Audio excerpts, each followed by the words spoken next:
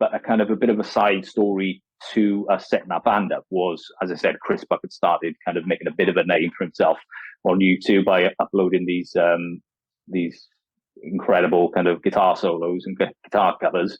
But he got stumbled upon by Alan Niven, who you mentioned a few minutes ago, the ex-Guns N' Roses manager. I think at that point then they forged a bit of a kind of like a YouTube kind of email friendship, in that Alan reached out to him and said, "Oh, I really love what you're doing. You know, you're an incredible player.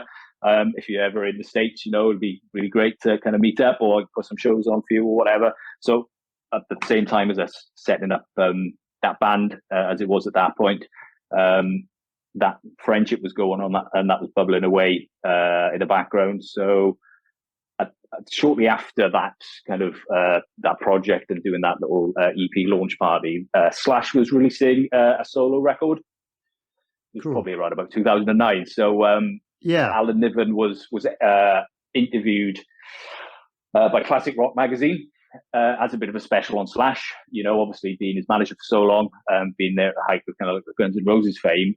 So there was this big interview by Alan Niven on Slash, and then right at the end, and he said, "Oh, by the way, I've stumbled upon this young kid from South Wales by the name of Chris Buck, who I believe to be the best new young guitarist I've seen this century," or something.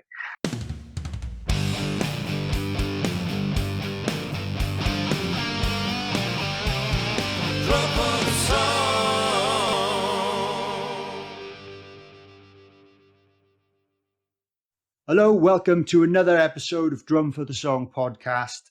My name is Dane Campbell. I am the host, and today's guest is the excellent drummer from the fantastic new/old band. We'll talk about that in a minute.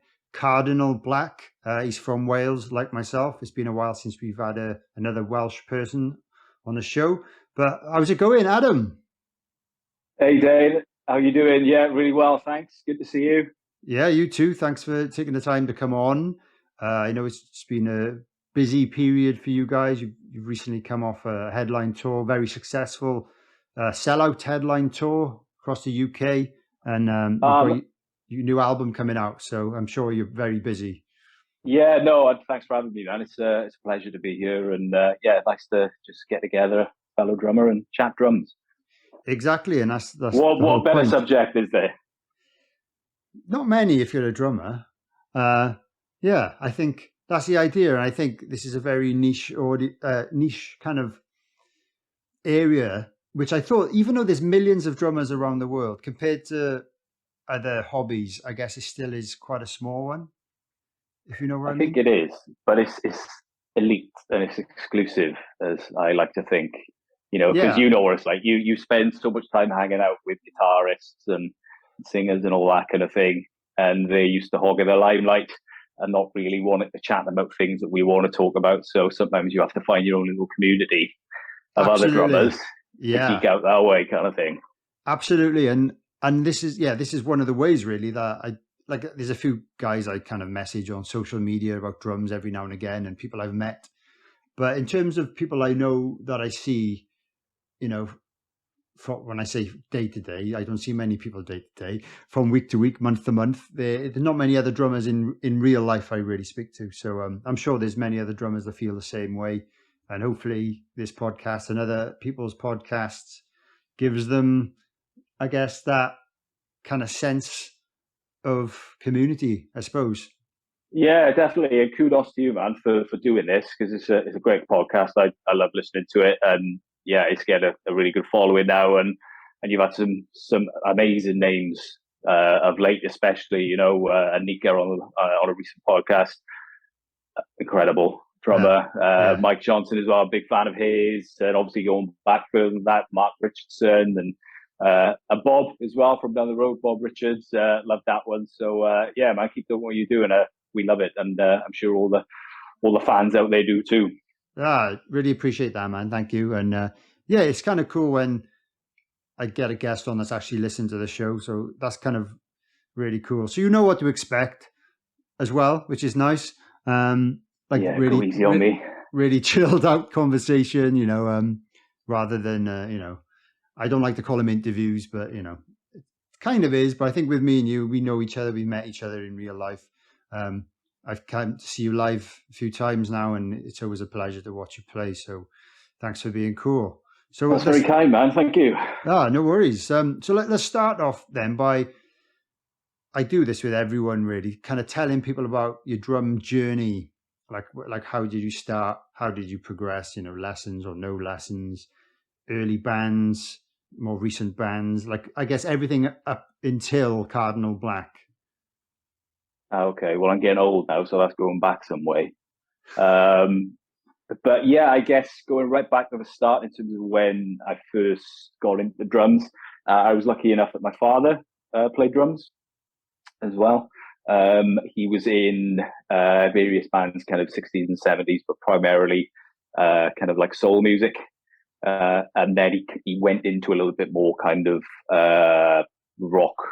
guitar-based rock music. So his first band was called Midnight City Soul Band back in the 60s in the Welsh Valleys. And then after that, he was in a band called Morning Coffee, which is a bit of an odd one. But primarily, the reason for changing that one, as the story goes, was they were out, I think they were touring down West Wales somewhere, and they were in their van, or it was an old ambulance, actually. They didn't have a van back then. It was the old decommissioned Monmouthshire ambulances. Nice. Which they would kind of like turn into a tour van.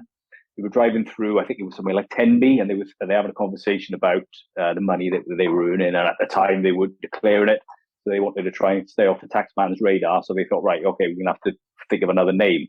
And as they were driving through the town, there was a little sign on the side of the road outside of a cafe, sorry, and it said Morning Coffee. So randomly enough, that was the the new band that they came up with. So anyway, sorry, I digress. So my dad was a drummer, so he got me a tiny little kit, one of those. Saying that, it wasn't that bad a kit, because you see some out of like toy catalogs and they're literally just plastic and plastic heads and plastic sticks.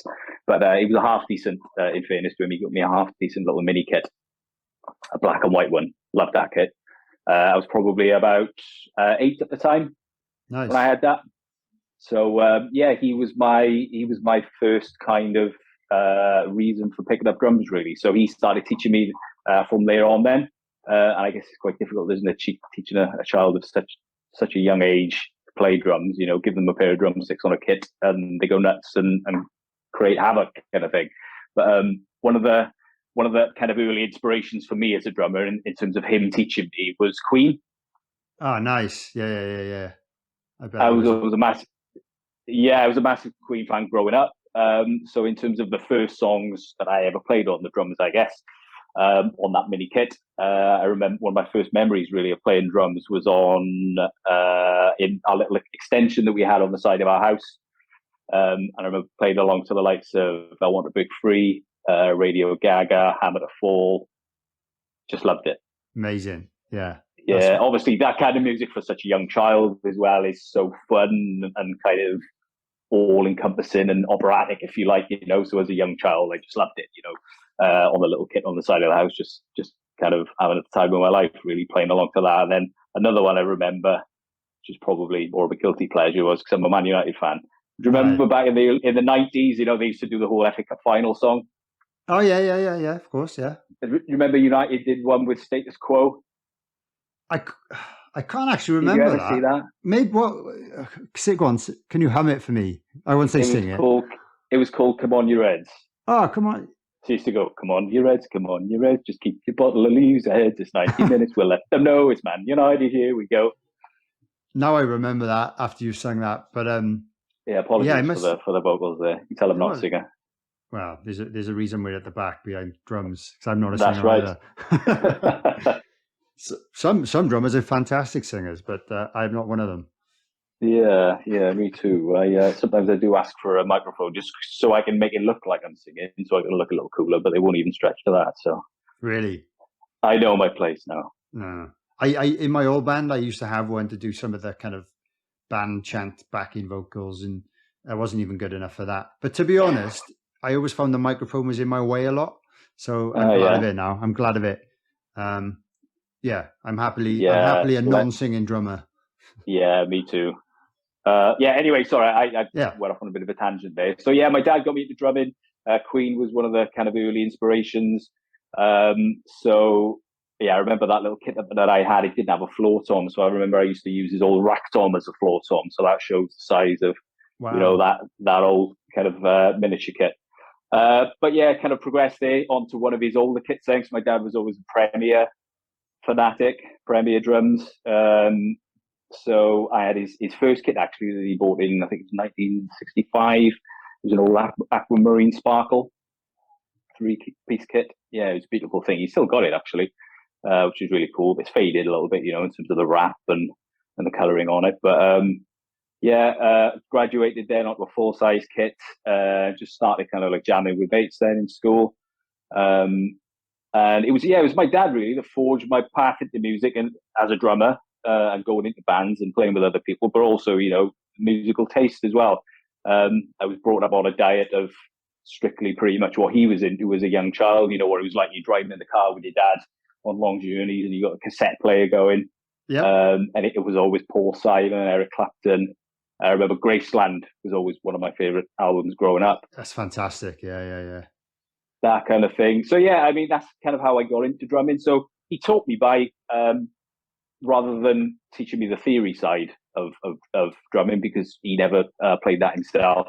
Essentially just taught me the basics, in terms of playing by ear and what to listen out for and instincts and that kind of thing.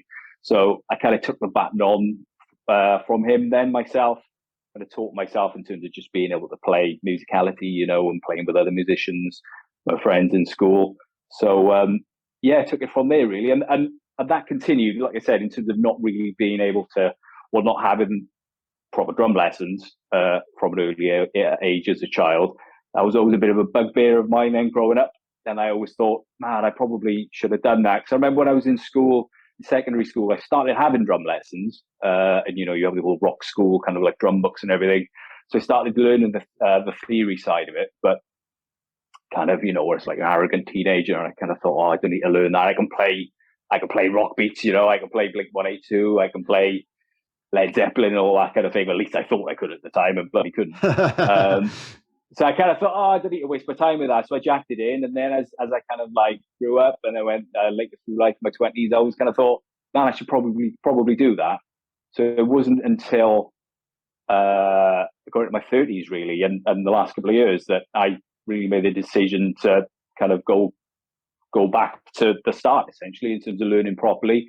And yeah, it's a bit of a sobering experience really, because one of the things that put me off and meant that I didn't do it when I was younger, I think, was it was kind of like facing up to that reality that, I'm not as good as I think I am, maybe, or where it's like, as a lot of people do, you're in a band and you can play music. You always think that you can get by, because you're in a half decent band, and the guys that I was playing with were great musicians as well. So I kind of thought, well, I'm doing okay, maybe I don't have to go back and do that. But it was always at the back of my mind that that's something that I wanted to do. So like I said, it's a couple of years ago, I made a decision to just go back and, I never learned rudiments properly when I was a kid, and learning the correct kind of technique in terms of how to sit on a stool, behind the kit, and even grip. I wasn't even aware of the different kinds of grip. Your French, German, American, your molar techniques, and all that kind of thing. So it was, since doing that, it's been a massive eye opener to definitely something I should have done earlier, but now I'm doing it, or since I've started doing it, it's great because it kind of does open your eyes up a hell of a lot more in terms of what you're capable of and what's possible, kind of thing. Yeah, and like hearing you say all that is pretty much describing exactly my story with the drums as well. Practically the same, apart from the cassette on my dad's car was Deep Purple and Angel Witch, I remember, which is a very random song, but it was on. I remember it being on a song in the car, and obviously like Motorhead and Guns N' Roses and things like that, and Saxon, bands like that. So, but in terms of the drumming and not being taught and not knowing the rudiments, I remember like my dad teaching me what a paradiddle was, and that but he didn't really show me how to utilize one in a real setting, And it's pretty much the same story. I had a few lessons. Was I in my late 20s? I went to a local guy, Elliot Bennett, that I've mentioned before. Fantastic. Yeah, I know Elliot. Yeah, really good. And he taught me a lot. I just didn't put the hours in, and I realized I was kind of wasting my money because he was teaching me something new before I'd kind of even half mastered the thing we did the previous lesson. And that was my bad. But in my defense, I think I was working full time. I was in 3 bands at the time, and I just didn't have time to practice. Or in my brain, I'm sure I could have squeezed it in, but I just didn't. Oh man, it's so hard. I mean, I'm similar, in terms of, like I said, in terms of me going back and doing that. It's so hard to find the time, as you're a grown up.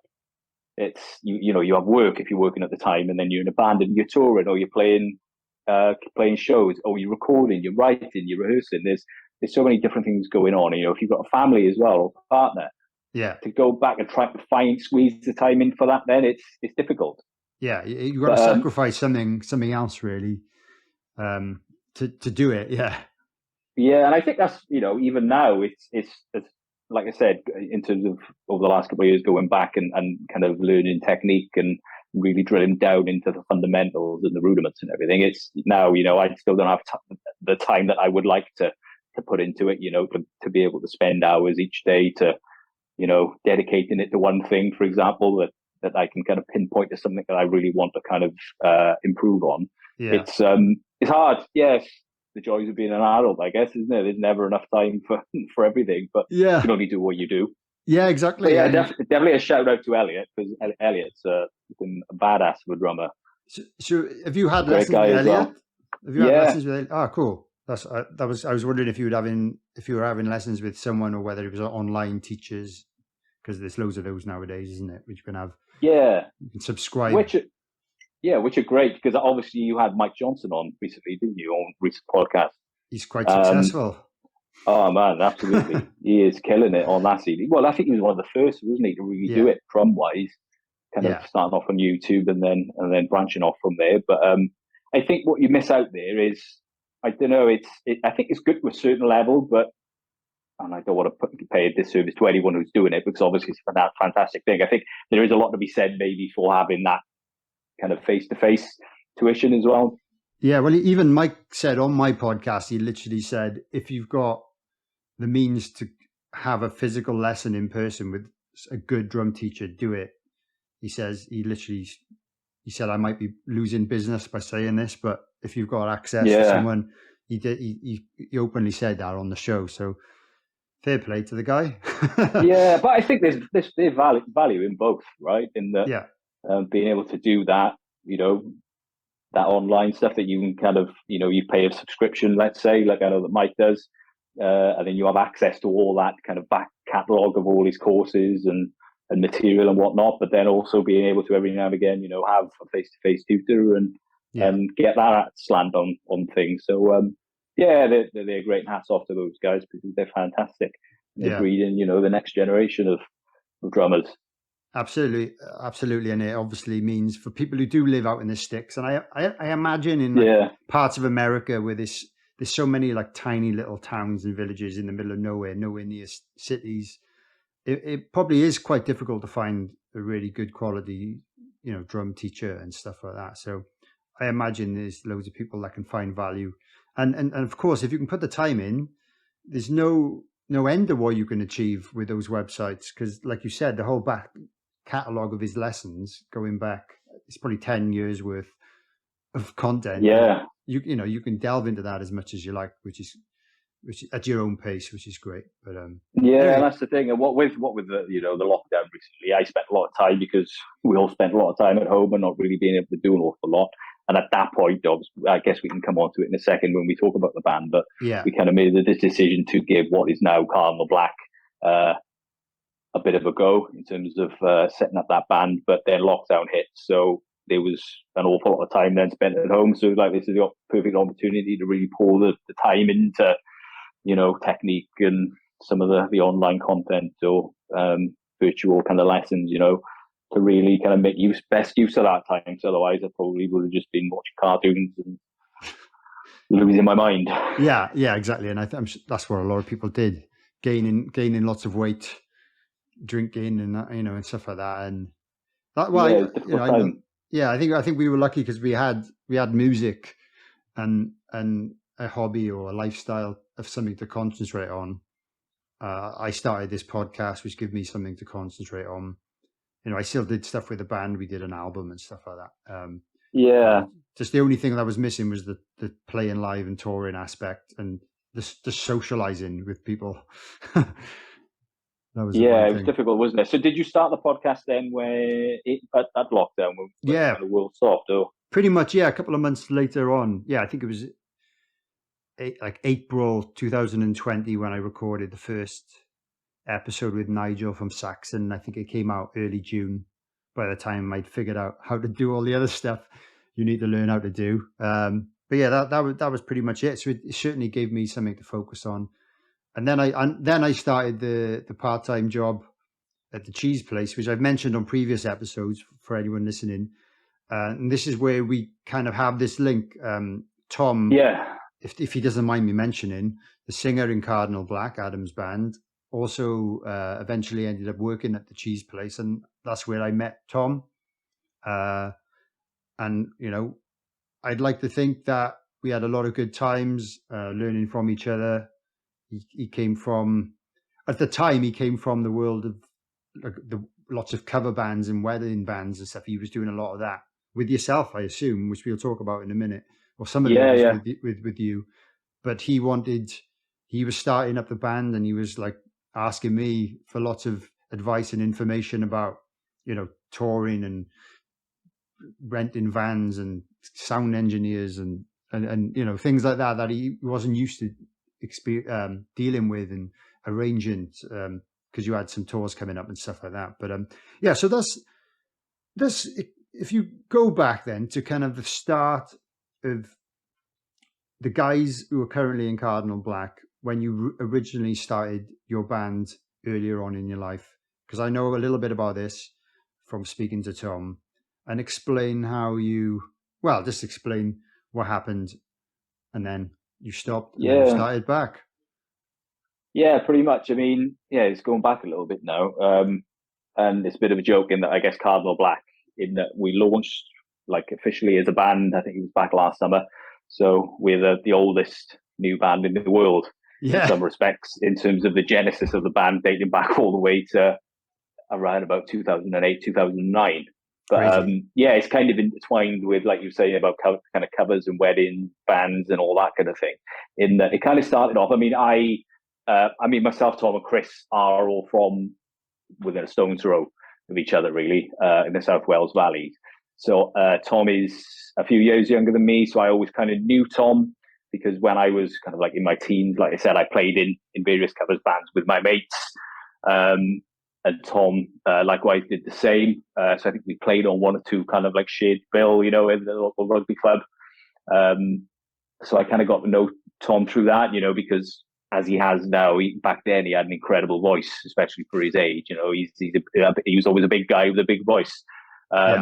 So everyone who was anyone really in the area knew about Tom. So I kind of got to know Tom through that and various other kind of misdemeanors around the place. And then I think it was around about 2008, and he needed to put a covers band together for something. So he said, "Oh, how about it?" You know, I think he had an original kind of thing going on the side anyway. But he said, "Oh, would you be up for playing some covers? You know, for this gig that's coming up?" I was like, "Yeah, man, okay." I've always at that point always admired Tom's voice. As I said, he's an incredible singer. So I was like, "Yeah, definitely, anything that you want, man, I'll be there." And he said, "Oh, by the way, I've invited this kid from over in West End, which is West End in Abercarn, which is the little town that he's from. This little kid plays guitar, and he's been kind of tearing it up on the YouTube scene by, you know, uploading guitar covers. He's been playing like Jimi Hendrix solo kind of covers and Eric Clapton and all that kind of thing. I think he was about 16 or 17 at the time." She said, "I've invited him along, and his name's Chris Buck." I was like, "Okay, cool." I'd never heard of him at that point. So I was like, "Yeah, cool." So we got together, we had a couple of jams together, I played that gig, and it kind of worked out. And we thought, oh, well, maybe, you know, rather than it just being a one-off, we'll kind of keep it going. So at that point, like I said, the fact, as much as Chris, for those potentially who don't know about Chris Buck is an incredible blues guitarist, as he's now become and forged an incredible kind of career. And and standing for himself on the international guitar stage, I guess. Back then, as much as he was just a 16-year-old with kind of backcombed hair, trying to look like Slash, and skinny jeans and leather jacket and all that kind of thing, you could tell then, there was something special, and he was headed for big things. So yeah, I was chomping at the bit really to keep that going with Chris and Tom. So we did the covers thing for a little while. Then Tom was also in university at the time studying music, and he was coming to the end, and he had kind of like a final dissertation project that he had to put together, and it involved putting an act together with it, whether it was a band or just a singer-songwriter or whatever, to write 3 songs, record the songs, and then put on like an EP kind of launch party. So he said, seeing as we're kind of playing together anyway, it makes it easier for me because I'm lazy and I don't have to find anyone else, essentially. Plus, we sound pretty good, so I probably got a decent chance of getting a good grade for it. Yeah. So okay, we weren't really doing anything else at the time, so we kind of did that, and we recorded 3 songs, one of which actually is on the album that we're about to release that we'll maybe come on to later. Oh, wow. That's but cool. dates back to that. Yeah, so we recorded a little kind of 3-track EP, which was great. And then we had the launch party. So it was a little place because he was in Gloucester Uni in Cheltenham. So he booked out a place called the Front Rooms, I think it was called, which was a cool little kind of bar slash music venue.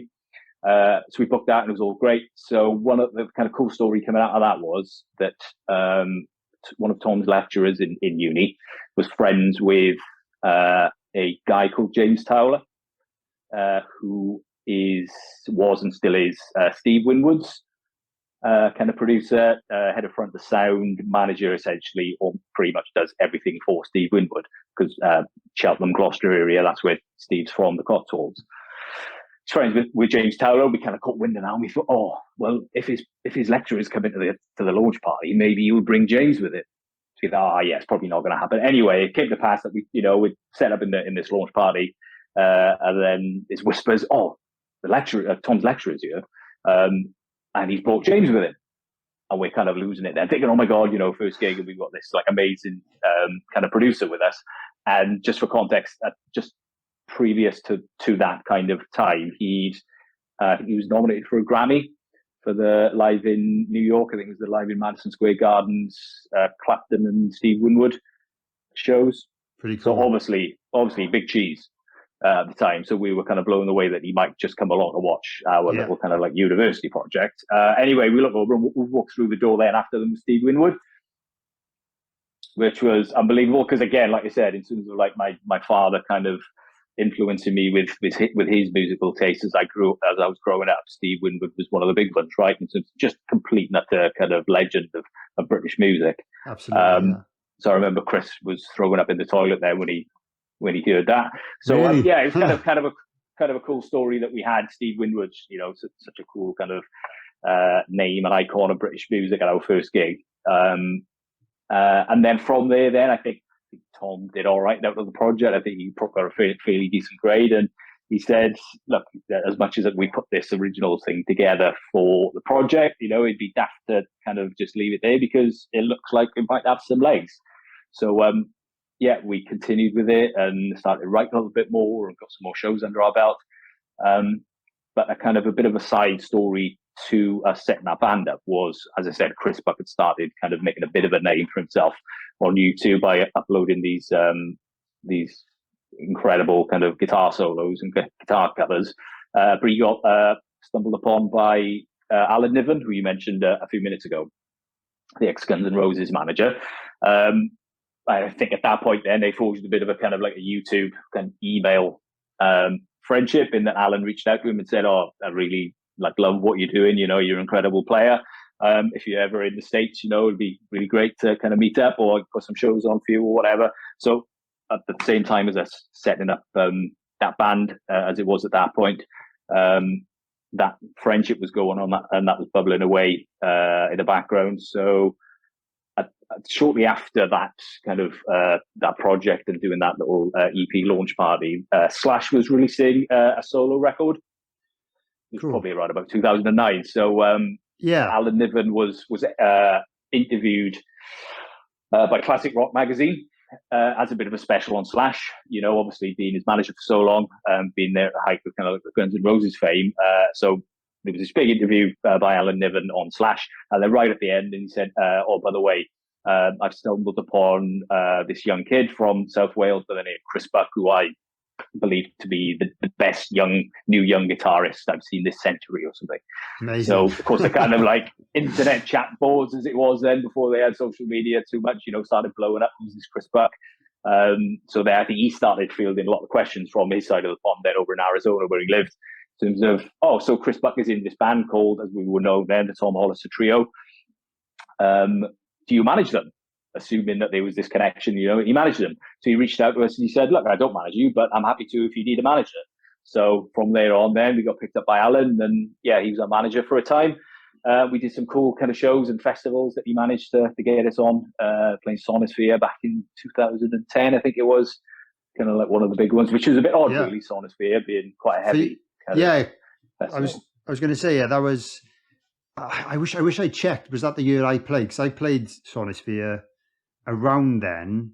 Okay. I wonder if it was the same day or same year. But anyway, but like, because you we haven't even really mentioned yet. You're not really a heavy rock band. No. You're not in any way really. You're a guitar-based band, but you're not a heavy rock band. We'll talk about that in a bit. But yeah, cool. Yeah.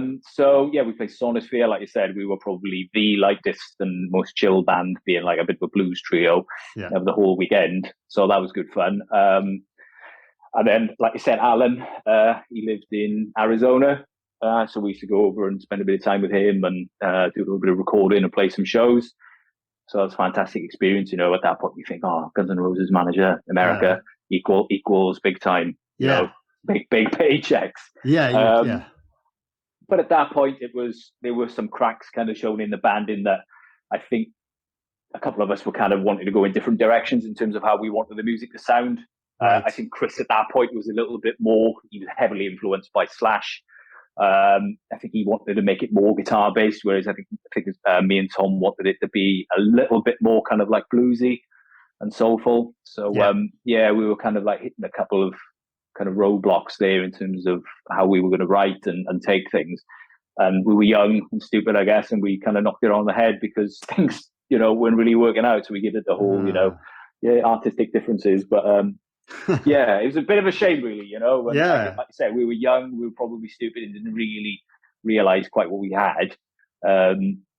Because I think quite a lot happened in a fairly short amount of time. Sounds like, But, I guess, as they say, without getting too deep, things happen for a reason. And it took a fair amount of time then, fast forward around about 10 years, for things to kind of pick up again. Yeah, but like you say, in that time, you've all developed as musicians.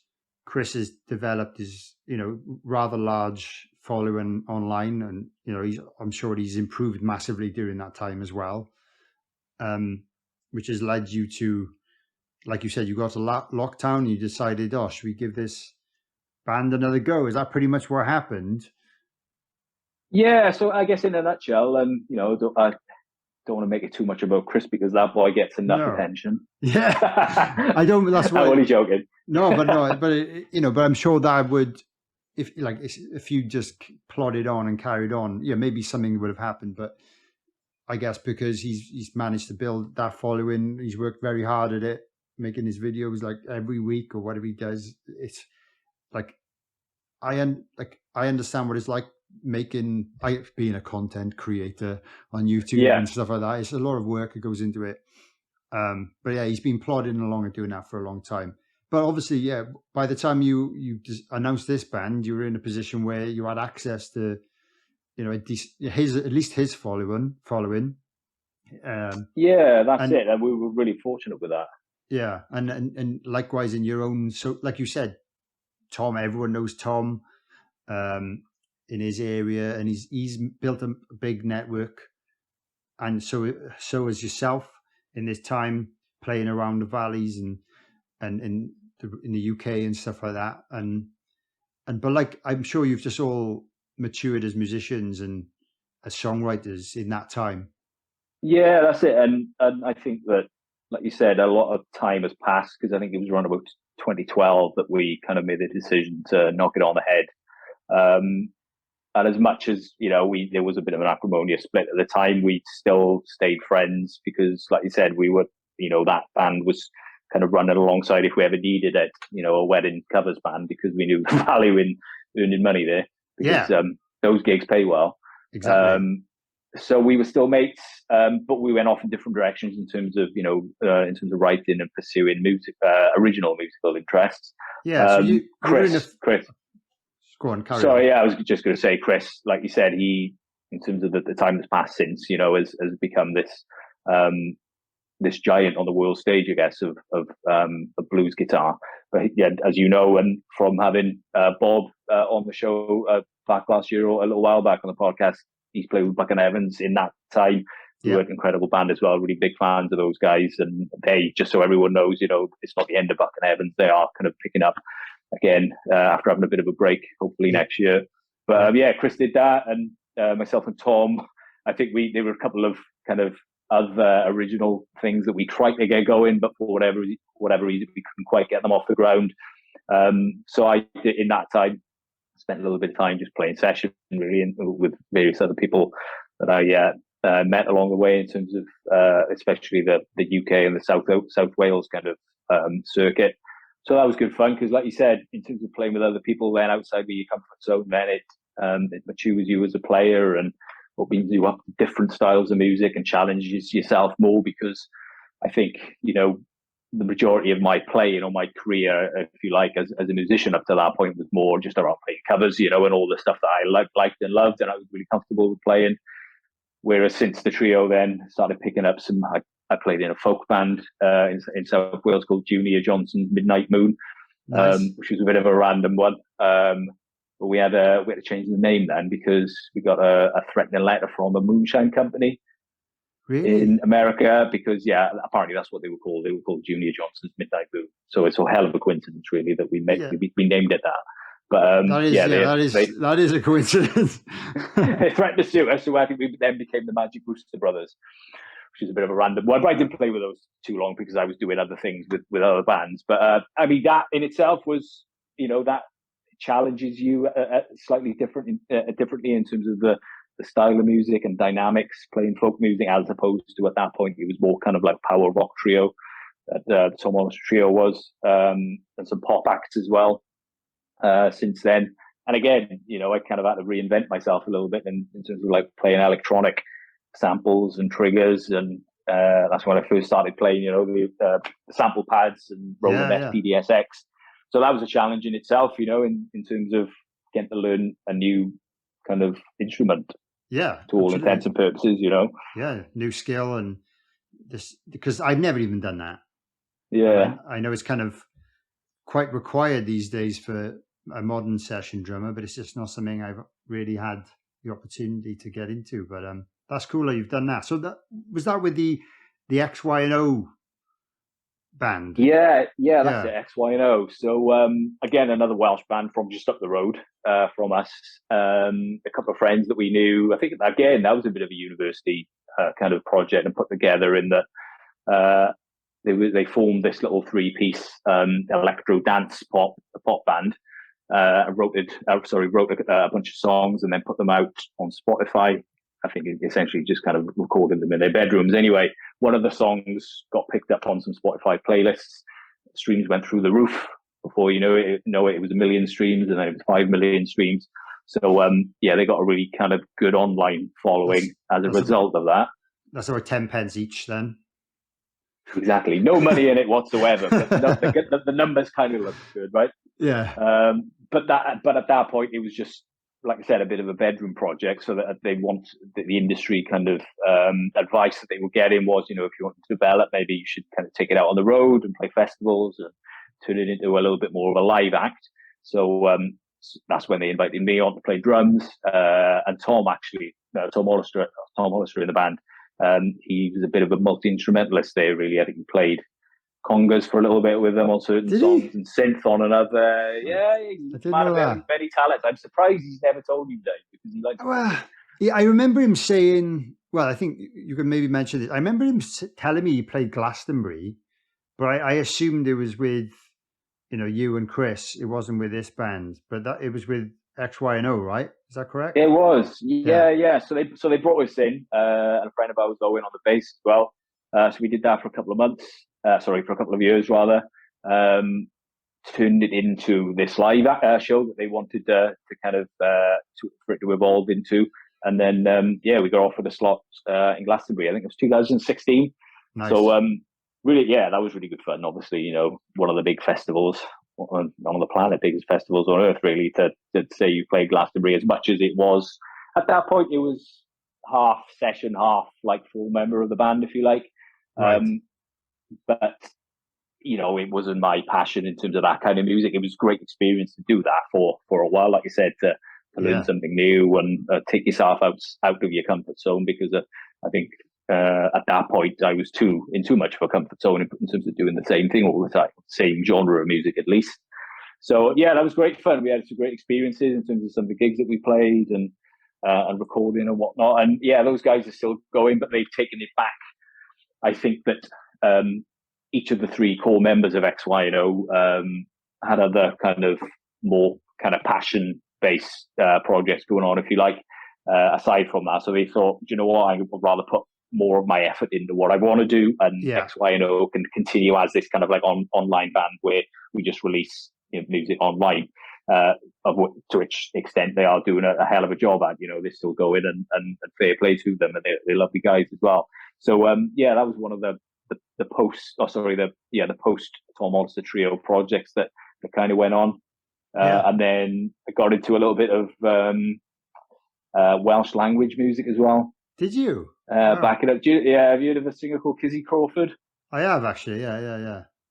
I don't know from where, but I know the name from something online. A lovely singer, and she's what would you class that as? A little bit of folk, maybe. Soul, jazz, even. Nice. So again, that was a nice kind of departure from some of the genres and some of the music that I was used to playing.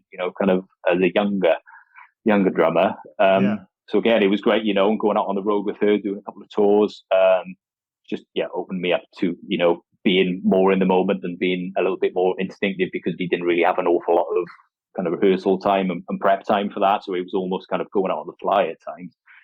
Which was good fun, and I kind of value a lot of the experiences that I had there, because, like I said, much of it, that playing on instinct, kind of grows. It helps you to grow and progress as a musician and as a drummer. So that was good fun.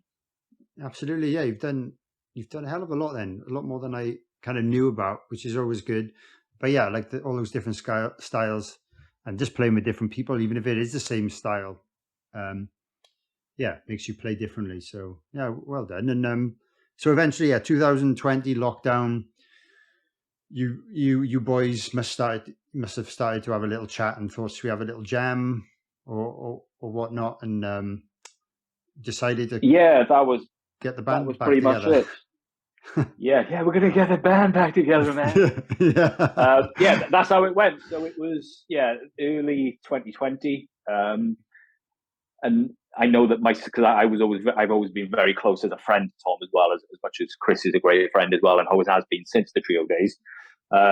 Myself and Tom have always been particularly close. So we'd always kind of talked in that, maybe we should give like the trio thing another go, but I don't know if Chris is going to be into it, because Bucket Evans is doing so well, and at that point, he started the Friday Fretworks kind of YouTube videos and content, which has kind of blown up and done really well. So we thought maybe he doesn't really need it, or maybe he doesn't want to do it, and that maybe that ship has sailed, and he doesn't want to go back to something that he's done before. So there was always a kind of like that niggling thing in the back of mine and Tom's heads that it'd be kind of good to give it a crack, but I don't know. I'm hesitant to speak to Chris because it's almost like fear of rejection, right? And then he might just say, "Oh, do you know what, guys? Yeah, I'm not really feeling it." So that's what kind of held us back, I think, from approaching it. But then we started having kind of loose discussions, and Chris seemed keen for it. So we're all on the same page. So yeah, early 2020, we kind of got into the practice room again to start running through some of the old material from the trio days.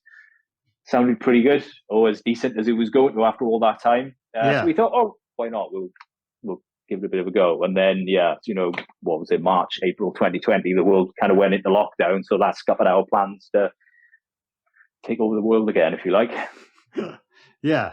But eventually you obviously went into the studio and recorded. Well, you recorded like an EP first, which went down really well. So like, tell us about that. Because that's right.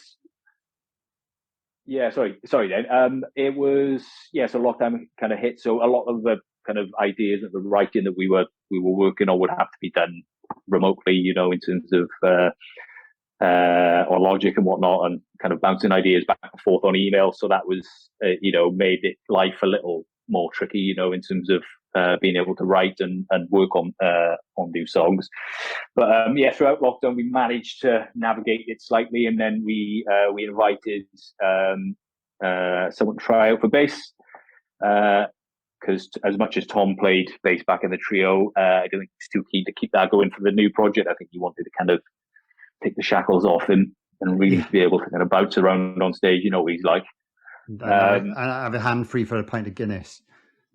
Yes. More importantly, you know him too well. We invited a guy that Chris knew from, I think, playing on the same bill previously with Buck and Evans, a guy called Sam Williams from Merthyr up the valley. We got together with Sam and he tried out for a little bit. And he's an incredible bass player, as if anyone, listening to the podcast is aware of, us, the band, and Sam as a player, he's something else. In fairness to him. So instantly we knew that, he was the right guy. Plus, he was good fun. More importantly, because it's not all about, he is a great laugh. He's a hell of a boy. As you know, it's not 100% about, what you can do on the instrument. It's, so much of it is down to, who you are as a person and, what you like to spend a month on the road with in a dirty, smelly tour bus. So Sam came on board. And then, it kind of went from there. Lockdown started to kind of lift gradually. So we got into the studio then to record the first EP, recorded it in Rockfield, which was really good fun. I didn't know that's a very famous studio it's technically South Wales, right? Or was it Mid Wales? I don't know. South Wales, Monmouthshire. So one of the Wales. Is it Led Zeppelin and Oasis and Queen had recorded there, right? Oh God, yeah, it's pretty legendary. Many more. If anyone listening who is not aware of it, maybe look it up. But there's some great kind of like documentaries online about it, and there's plenty of history there. What was it? I think Bohemian Rhapsody, of course, was recorded there, and the piano was still there. Freddie wrote Bohemian Rhapsody on. Who else was there? Oasis. Yeah. What's the story? Morning Glory, I think it was. Coldplay. Coldplay. Wow. All of them. All of the bands. All of the bands recorded Rockfield. Yeah. So we did, and then Cardinal Black did their little EP there as well. No, but that's cool though. Very cool. Yeah, we did that at the start of 2021. Just prior at that point, we hadn't kind of launched as a band, so technically we didn't really exist in terms of online platforms and all that kind of thing. So I think it was May 2021. Then we actually launched, released the first song. And that seemed to do quite well. And like you said, that the following that Chris has kind of gained over the last 10, 15 years meant that he had this massive following, that especially after lockdown and people kind of being locked up and not being able to do the things they loved, like going to watch live music. I think people were chomping at the bit for something new and something they really get their teeth stuck into. So it was really good timing on that front, in that we launched that. Chris launched it on his platforms, and instantly we had, a fairly sizable fan base, come straight on to our stuff, which we are obviously super grateful for. Yeah. So that was it really. Yeah, it's May 2021. And then following that, we released the EP, which did fairly well, and took it from there. So it was, as much as lockdown was, for most people, it was a difficult time, and it was for us. Things kind of really started to kind of gather pace then once things started lifted, and then we launched this new band that we'd been working so hard on behind the scenes, for so long. Yeah, you even charted, right? Didn't you get the #1 in the rock charts? Yeah, we did. So that, like I said, that first single that we released when we officially launched the band, "Tell Me How It Feels," got the #1 in the rock charts. It's amazing. Yeah, it was, like I said, it's due in part, to we're no fools to think that that we had our own kind of like fan base off the back of being around in the world for about a day. It was all thanks to the kind of following that Chris had gained, and that community of followers that he's got a fantastic, and they followed us along the way. So yeah, but that one, if the quality wasn't there, it doesn't, like, they wouldn't have bought it and it wouldn't have charted. So it's obviously the quality of the music spoke for itself, really.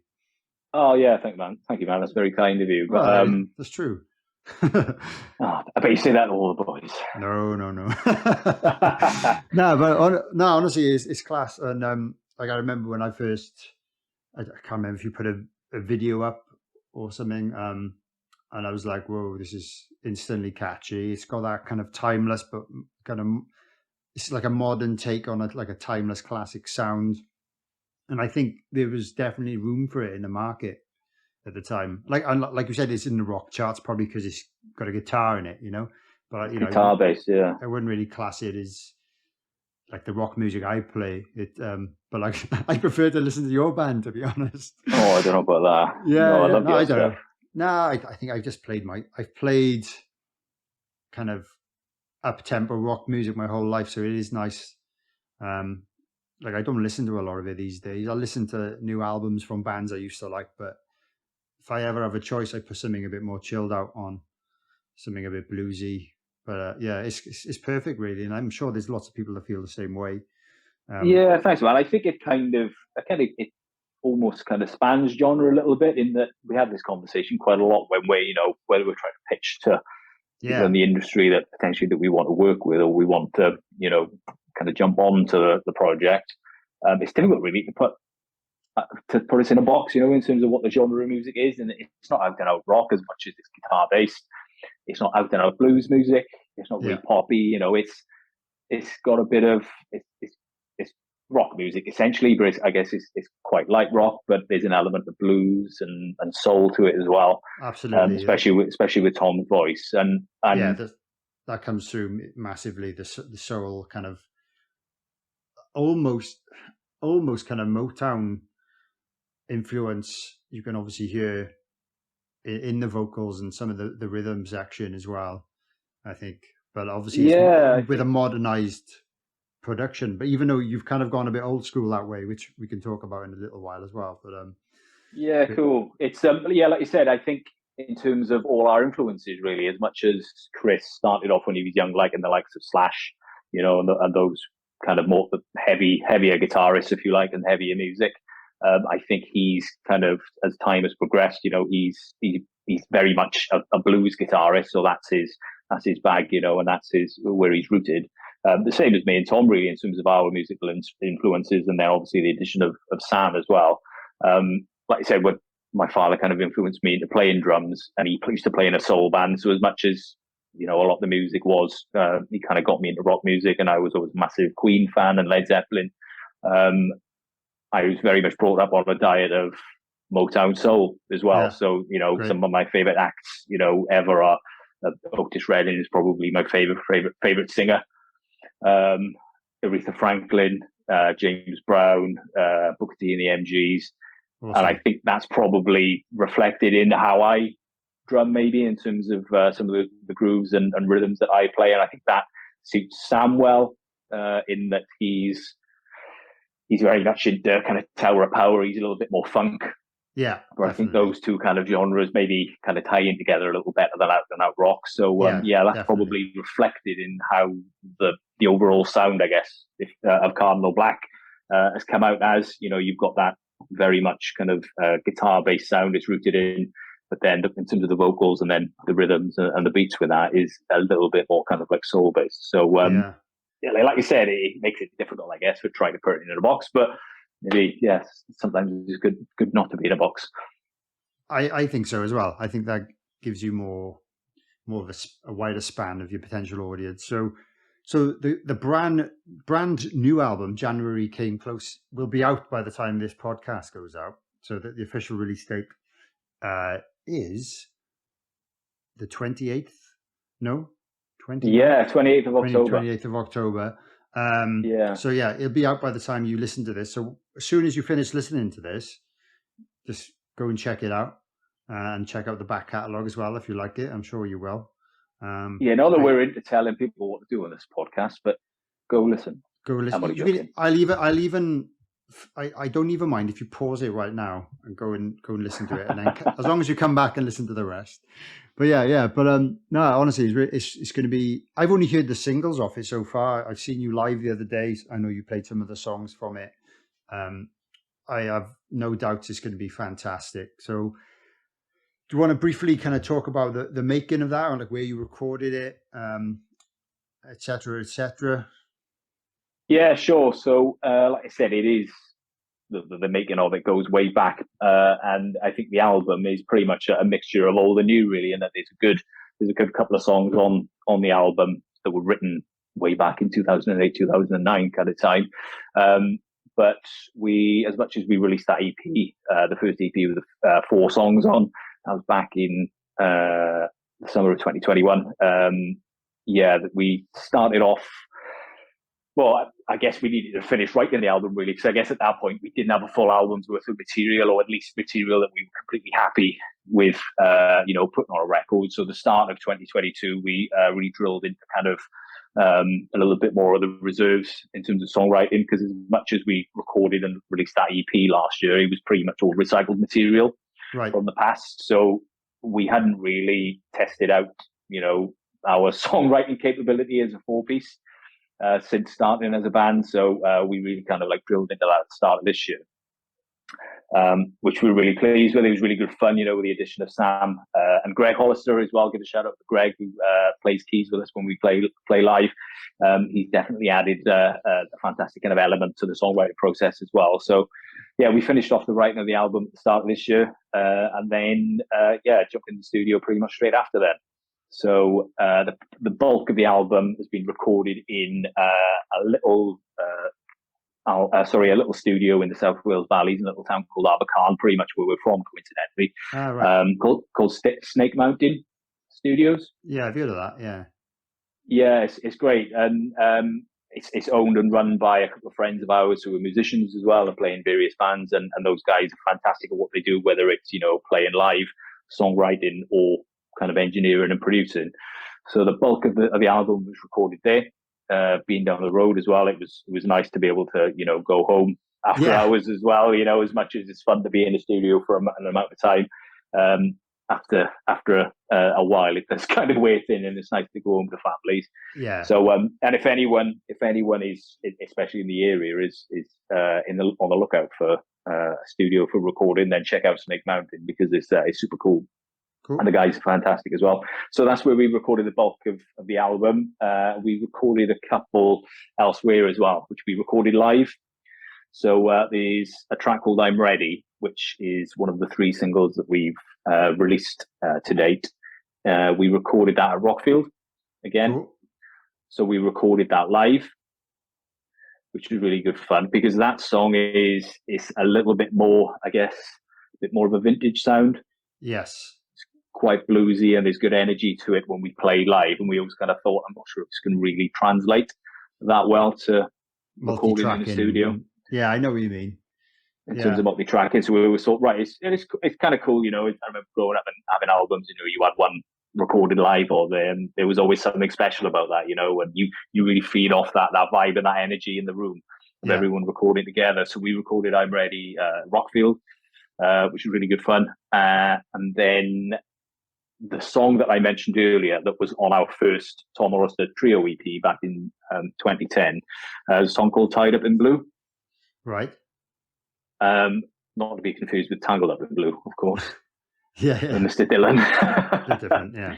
Yeah, it's we recorded that live again, but in Abbey Road. Cool. I bet that was amazing to be there. Yeah, it was fantastic. So I guess the context to that was that earlier on this summer, we were lucky enough to get into Abbey Road to film a 3-song kind of live video session.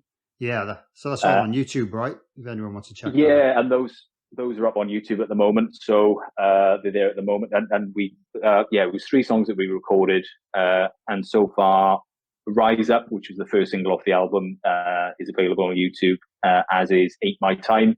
Okay. So then the third track that we recorded was Tied Up in Blue. So as much as the intention was to record that as a multi-track kind of studio version when we were in Snake Mountain, when kind of listening back to it, that's quite a bluesy song, and there's a kind of like a bit of a special feel. And as much as it's not a fast and energetic song, there's a good energy and vibe to it. And we played live, and again, it was one that we kind of thought we lost as a multi kind of track studio kind of version. So at that point, when we were mixing and kind of mastering the album, in terms of what we recorded, we kind of made a decision to go with the Abbey Road version because it was a fantastic feel, and I think there was a bit of magic from that place in terms of recording in that room, which brushed off on the sound of it. So so we're quite happy really that we went with that decision to include that live Abbey Road version of Tied Up in Blue. So yeah, it sounds cool on the credits as well. Like it's just something interesting that people will want to listen to, and I know a lot of bands, even my band, we got something mastered at Abbey Roads. It looks cool on the credit, but of course it does. Yeah, I didn't get to go myself. Just the producer went, but yeah, it's still cool. It's got so much history there, and obviously, big. I'm sure you're a Beatles fan, like I am as well. Oh, yeah, everyone. Yeah, some people aren't, but which I get confused. True. I get confused by those people, but but yeah, isn't it a track, or was it just for something you did online where you recorded a song with just one microphone? Because that was really interesting. Yeah, that was fun. So that was I'm Ready. Right. So that's the track I just mentioned that we recorded in Rockfield, and we recorded live as well. So yeah, we wanted it rather than put together another kind of official music video, if you like, because I'm Ready was the second single off the album that we released back last month. Rather than do the kind of same kind of video that will go with the single, we thought, maybe we'll try and do something a little bit different. So we got into a converted church. I'm not sure if you've heard of it, a cappella. Yeah, I've heard of it. Cardiff. Yeah, I know. Yeah, great old converted church converted into the studio. Yeah, I've never been somehow, but I've never been. I've always known it exists. Yeah, they do live kind of shows as well. Obviously, it's very small and intimate, but and I've not been to one. So since recording there, I'm very much kind of making sure that in the next couple of months, if I see a good show there, then I'm definitely going to go because it's a great little place and the acoustics are fantastic. But anyway, sorry, we recorded I'm Ready there with just one ribbon mic. Amazing. Yeah.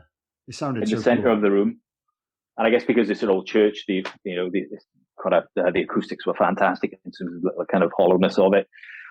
So it was a bit of a challenge in terms of where to put everyone, in terms of the distance from the mic, especially with the drum kit. I've never done that before. Yeah. So it's like, am I playing too loud? Am I playing too soft? What's this going to sound like? There was at times when we were doing it, thinking, we made the right decision here. But it was great fun. Might as well try it.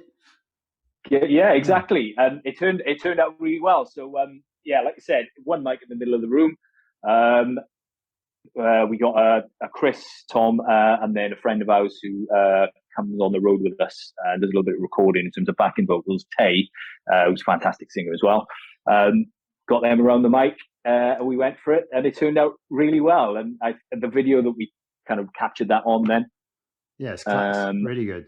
Really good. And put the video out on YouTube. I think, it was a hell of a lot of fun. And I think that's what kind of comes out in the finished article, especially the video, that because we've never done that kind of thing before. And as much as at first we were a little bit apprehensive thinking, I'm not quite sure what to make of this. Once we kind of got into the rhythm and we were happy with the placement of everyone around that one mic, it was a hell of a lot of fun. Yeah, well, I don't know any bands as well. Yeah, the song is great.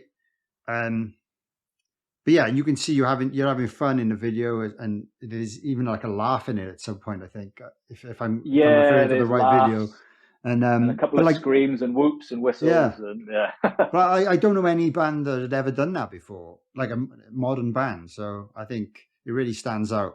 And I think with these days, everyone expects the music to be perfect and it to be about 48 tracks.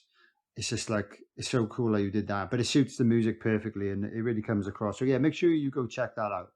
Thank you, man. Whoever's listening. So you've just done like a big headline tour, which was really successful. I went to the more local show in Newport. It was amazing. I think most of the shows sold out, which shows there's obviously a massive buzz about the band. But you've got an upcoming tour with Peter Frampton. Like, that's a pretty big deal. Oh, well, yeah. Again, he's another one of those kind of iconic names of British pop and rock music over the last 50 years. He was pretty much the main act of the 1970s. So when we kind of realized that we had a sniff of being invited, to open up for Peter Frampton on his UK tour, obviously we jumped at the chance. So yeah, we're super, super buzzed about it and really humbled that, he chose a band like ours who's only been going, just over a year to open up for him. Yeah, it's fantastic. So there's 3 dates. They start actually only in a couple of weeks. So I guess maybe by the time the podcast goes out, we'll pretty much be on the road with him. So we're playing Stoke Victoria Hall, the Glasgow Armadillo Hall Theatre, and then it finishes up in the Royal Albert Hall. You heard of that one? That's amazing. I've never even been there, man. So that's going to be so cool for you to play that venue. That's like bucket list venue for most musicians, I think. It is, yeah, you're right. I mean, I've not been to see a concert there. I've been there to see almost, the Cirque du Soleil shows, and that was really cool. But yeah, you're right. In terms of the people who's played there, the iconic names, the iconic kind of shows that have happened. It just looks incredible, to be able to just envisage what it would be, from stage looking out to that incredible auditorium would be, it would send a shiver down the spine, I think. So we're super excited about it. I hope we don't get too nervous, otherwise the whole thing's going to blow. But nah, you'll be fine. So I don't know if there's tickets left for that, but if anyone's listening, if you can get a ticket to one of those shows, I would highly recommend it because it's going to be well worth the admission price, I'm sure. Thank you, man. Yeah, I'm sure it will. It'll be good fun. Yeah, that's really cool. And like we didn't even mention was it last year you did a tour with Myles Kennedy, which is a big deal. The rockers will know who Myles Kennedy is. And his part of it is an acoustic tour, which was a bit different because he's got like solo albums and stuff. How was that for you? Amazing. I mean, yeah, and again, as different era, but again, a bit of a legend, in terms of rock music. Yeah. So, and that all came about, as COVID was very much still kind of tying everyone down. So, I think he announced that he was going on a UK tour, and it was December 2021. Yeah, it's a March tour. If anyone is a Myles fan, so Chris had kind of got to know Myles a little bit through kind of social media and various other kind of bits and pieces.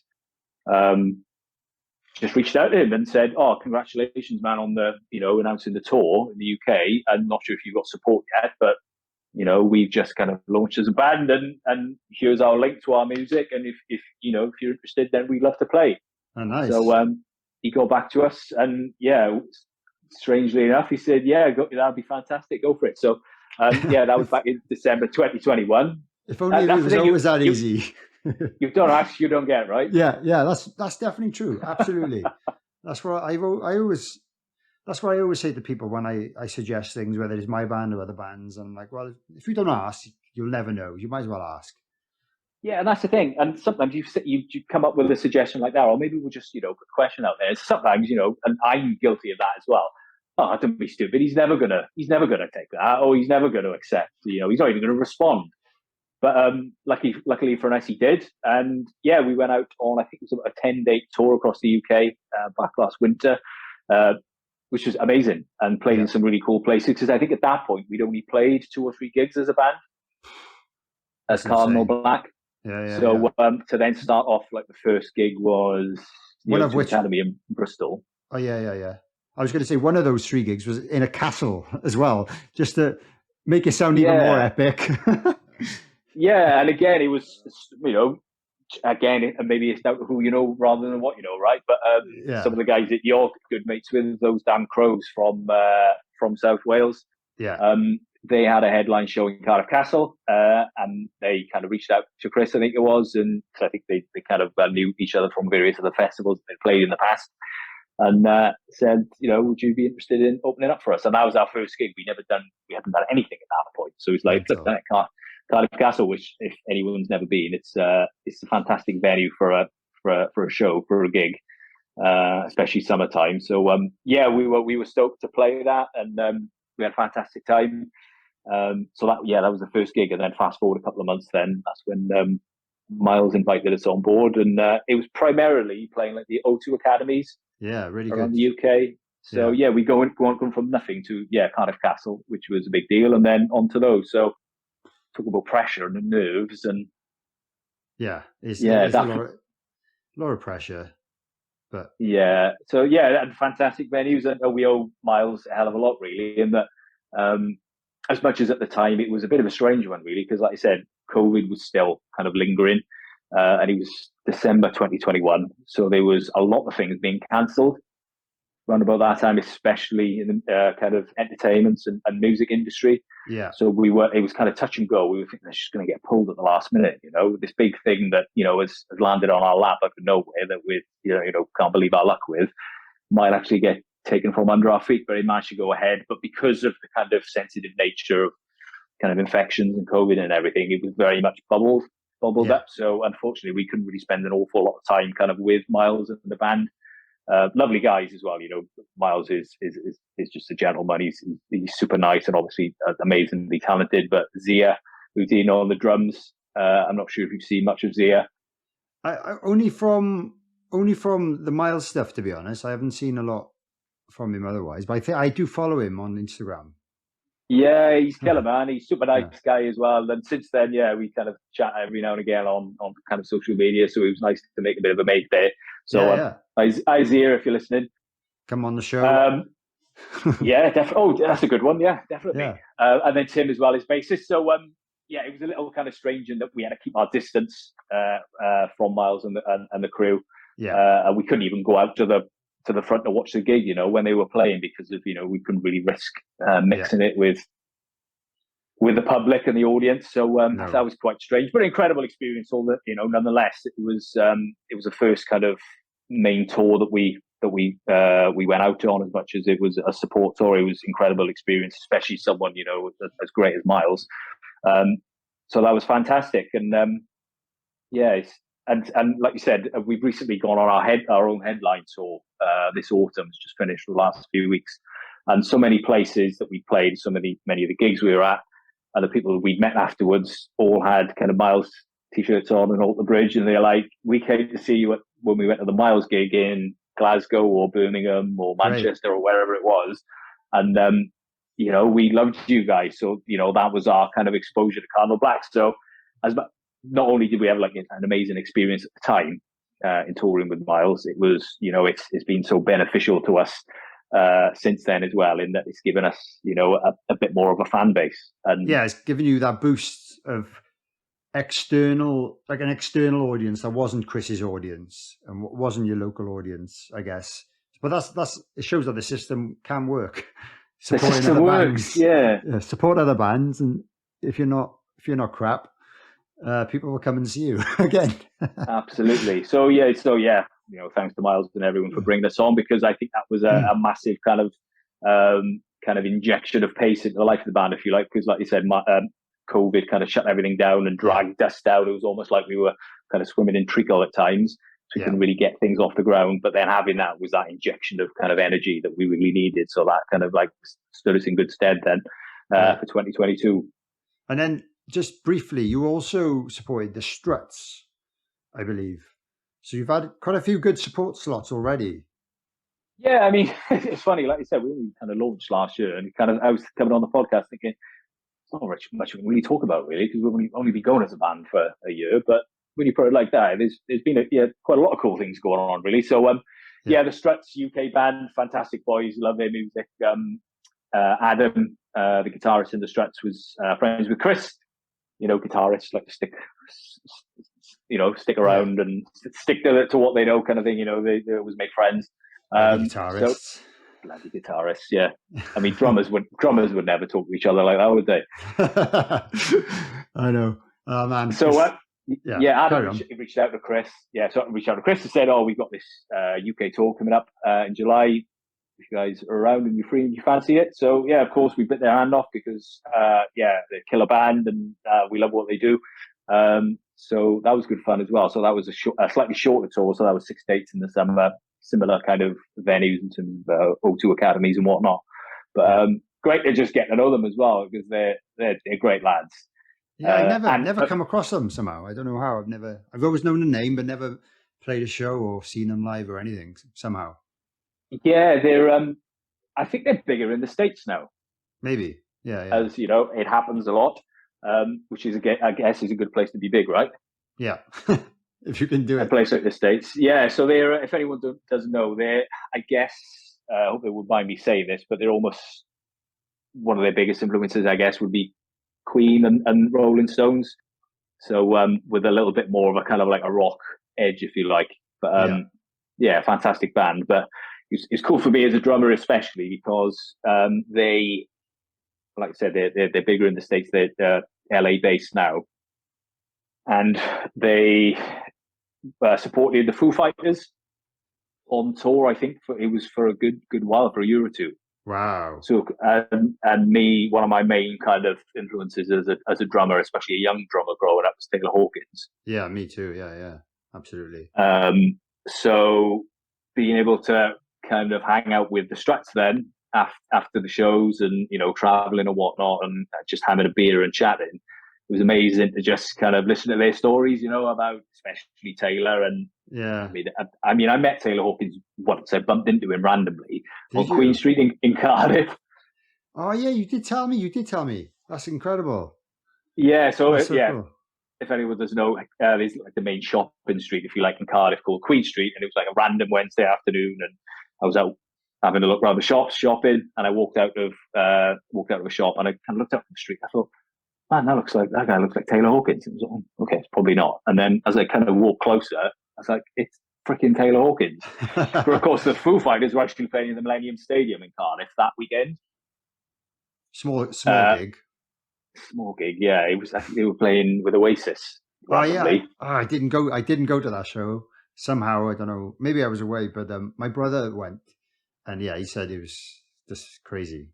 Amazing. Yeah, I mean, I fucking love the Foo Fighters. I've always they've been probably one of my favorite bands growing up, and still, as I've gone through life, as they've evolved as a band, I've kind of been with it every step of the way. They're definitely up there with my favorite bands. But yeah, he was super nice to kind of bump into. But all the stories that you hear about Taylor Hawkins and all the kind of tributes that people have made over the months, in that he was just such a sweet, kind, genuine, fantastic human being. The stories that I was getting from the Struts guys as well, definitely kind of pay testament to that. In that, so getting the Struts drummer, hope he doesn't mind me kind of talking about this, but and he's a Welsh lad as well. Gethin. Ah, cool. I was going to say it's a very Welsh name. Yeah, we stick together as Welshies. I think when they first kind of started on one of the first kind of tours, Gethin was saying that he had a bit of an old kind of beaten up kit. He was a bit down on the old pennies at the time, so he was just kind of playing with what he had. Taylor kind of like took a look at it and he was like, "Oh man, you need a new kit." So at the time, of course, he'd been a Gretsch endorsee, gone on the phone to Gretsch then and sorted him out with a new kit. What? That's incredible. Yeah. So wow. just little things like that, and yeah, it was just super nice and humbling and amazing to just kind of hear those first-hand experience kind of chats from those guys who spent so much time with them. In terms of, how cool a guy Pat Smear is and all that.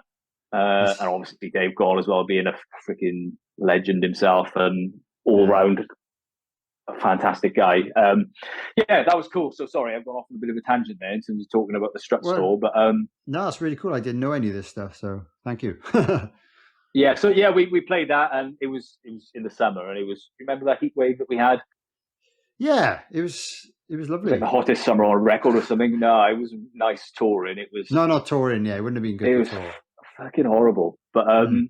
not to put a dampener on it too much, because that tour was great, and we've made some really good friends there in terms of the guys in the Struts and the crew and whatnot. So Yeah. if anyone isn't aware of the Struts, go check them out, because they're awesome. Cool.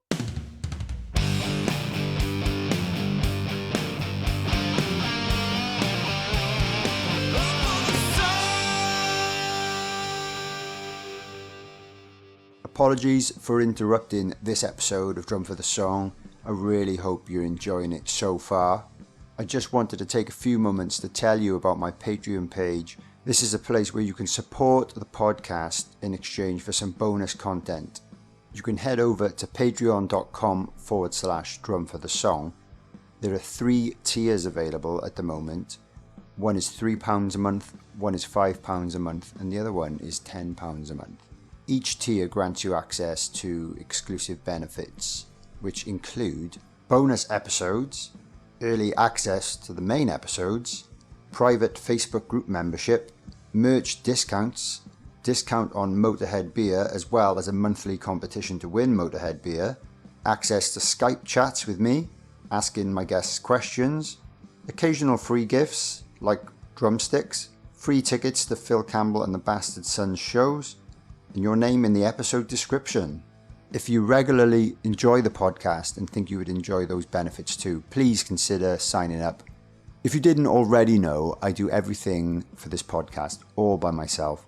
So I do all the contacting, all the research, all the interviews, all the audio editing, all the video editing, all the artwork, all the uploading. I write all the descriptions, I build the website, everything is just me. So essentially the money from the subscriptions helps me keep a bit of time free during my weeks so I can continue making the podcast for you guys. So again, that's patreon.com/drum for the song. Check it out and enjoy the rest of the episode. Drum for the Song podcast. So out of all the shows you've done so far, have you got a favourite show? A single show that's your favourite? Yeah, probably. We were lucky enough on both the Myles tour and the Struts tour. Both runs included Shepherd's Bush Empire. Oh, lovely! Yeah. In London. So again, that's one of the old kind of iconic places. Especially growing up, I'd been to see bands there myself, and there's a lot of history in that place. It's an incredible, it's a beautiful looking room as well. So we're always, in terms of the first time that we played there with Myles, we were super excited about that. So there was a definite nervous energy about the gig, and especially when we first started off. But I think we were so stoked by looking out to that amazing room, and it was sold out as well. The crowd were fantastic. We were just kind of, I remember Chris kind of coming back, when there's a bit of a guitar solo, and kind of looking over to me and having a bit of back and forth with each other. He just, eyes kind of screaming, it's just, oh my God, it's Shepherd's Bush Empire. So there was so much kind of like good energy there. And we couldn't believe what we were doing, because to all intents and purposes at that point, we were about 4 months old as a band. Yeah. We were like, what are we doing here? So that's probably up there with one of the best gigs that we've done as Cardinal Black. And then we returned there again with the Struts. And as much as that was great, I think it was, we've been here before, we've done it. Yeah, it's never going to be as special as the first time, I guess. Yeah, but it's a fantastic venue. And obviously, I guess I said that with my tongue in cheek slightly, because that gig as well with the Struts was unbelievable. Their fans are great as well. But that first time there, that was special. We all came off, absolutely buzzing, and couldn't believe what we just done, and like I keep saying, in such a short amount of time as a band as well. It was a bit of a pinch me moment, really. But I'd probably put the Shepherd's Bush show on the Myles tour. Nice. Up there as one of the best.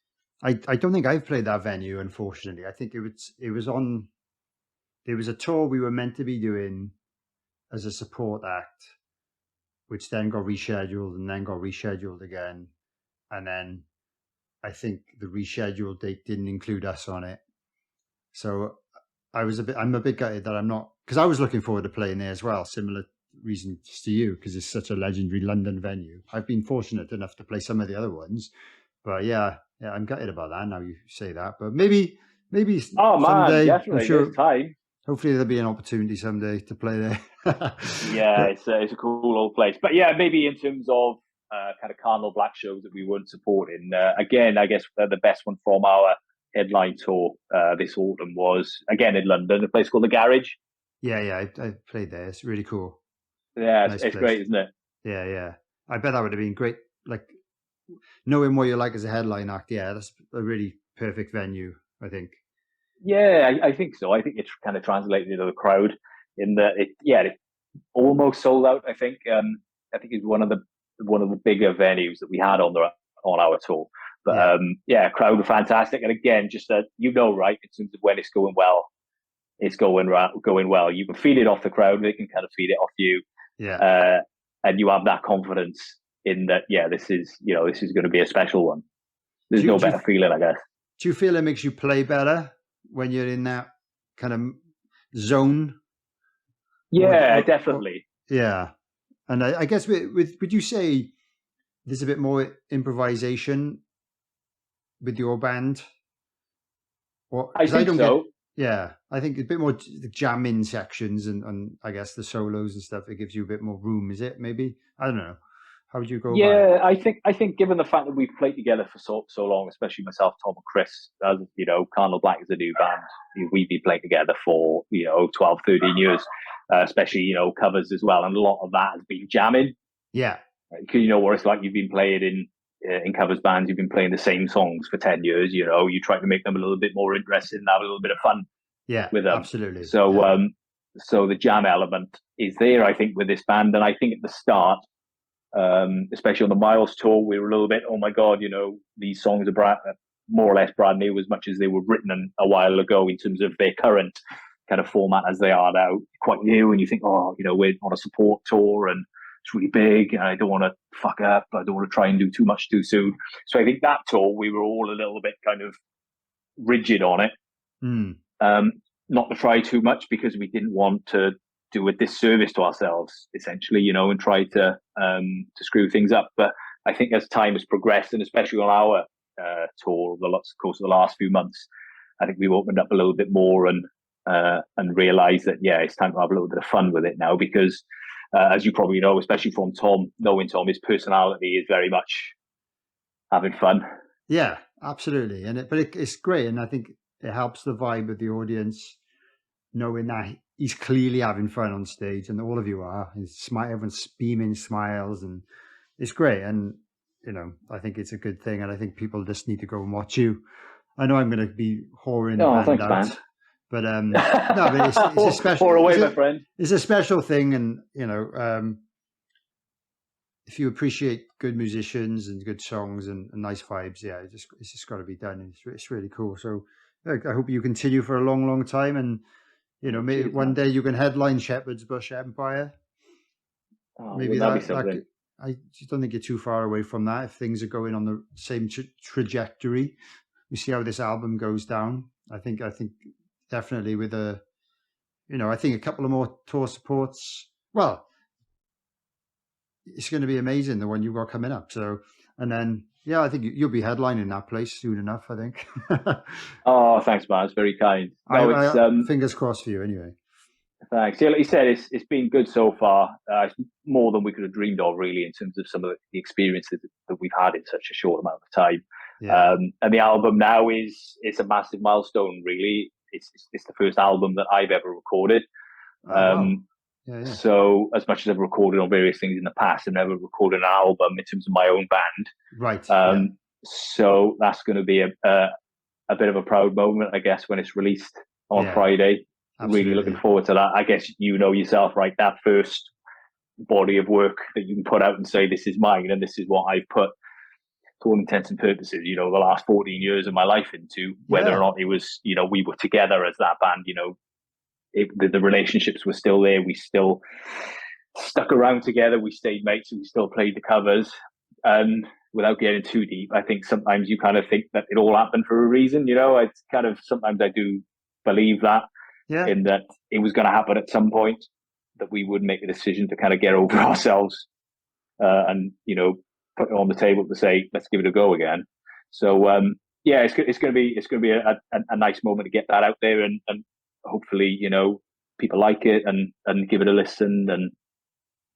And now that we've finally given it the light of day, because like I said, it's probably half of that album was written years and years ago, so we've been kind of locked up in some kind of state of work in progress. Now that they're complete, we can actually put them out and make them people's songs as well as our own.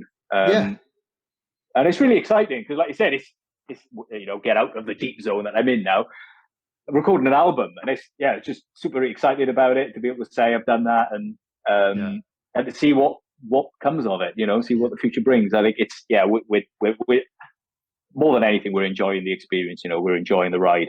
We don't take anything for granted. We know that we've had a couple of really fantastic opportunities that have come our way, like the Myles tour, the Struts tour, the Peter Frampton gig tour that we've got coming up at the end of this year. So we always ensure that we stay grateful, we stay humble, and keep our feet on the ground and enjoy it more than anything, because it might not last forever. So exactly, we're just enjoying it. That's the best way to think about it. And congratulations. I'm sure the reviews will probably start coming in soon if they haven't already started coming in. So they're always exciting to read, especially when it's your first album. So, but I'm sure they'll all be 10 out of 10s, 5 out of 5s, wherever they do these days. Thanks, man. But yeah, let's do it. No worries. I was going to say, we haven't talked a lot about drumming. So let's talk about the gear you're using at the moment. So what are you playing right now in your current setup with Cardinal Black? My current setup is, again, going back to my dad. I've inherited it from my father.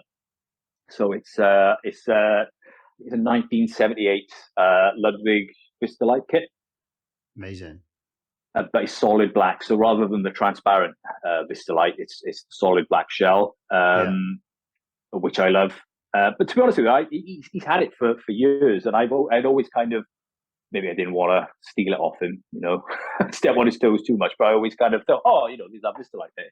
But as my dad has kind of got older, because my dad is primarily just played in covers bands, over the last kind of 10 years or so, he hasn't done as much. So that has kind of been left gathering dust to some extent, So I was very much thinking about getting a new kit, because prior to kind of inheriting this, I played Tama. Yeah, I thought you were playing Tama for a while.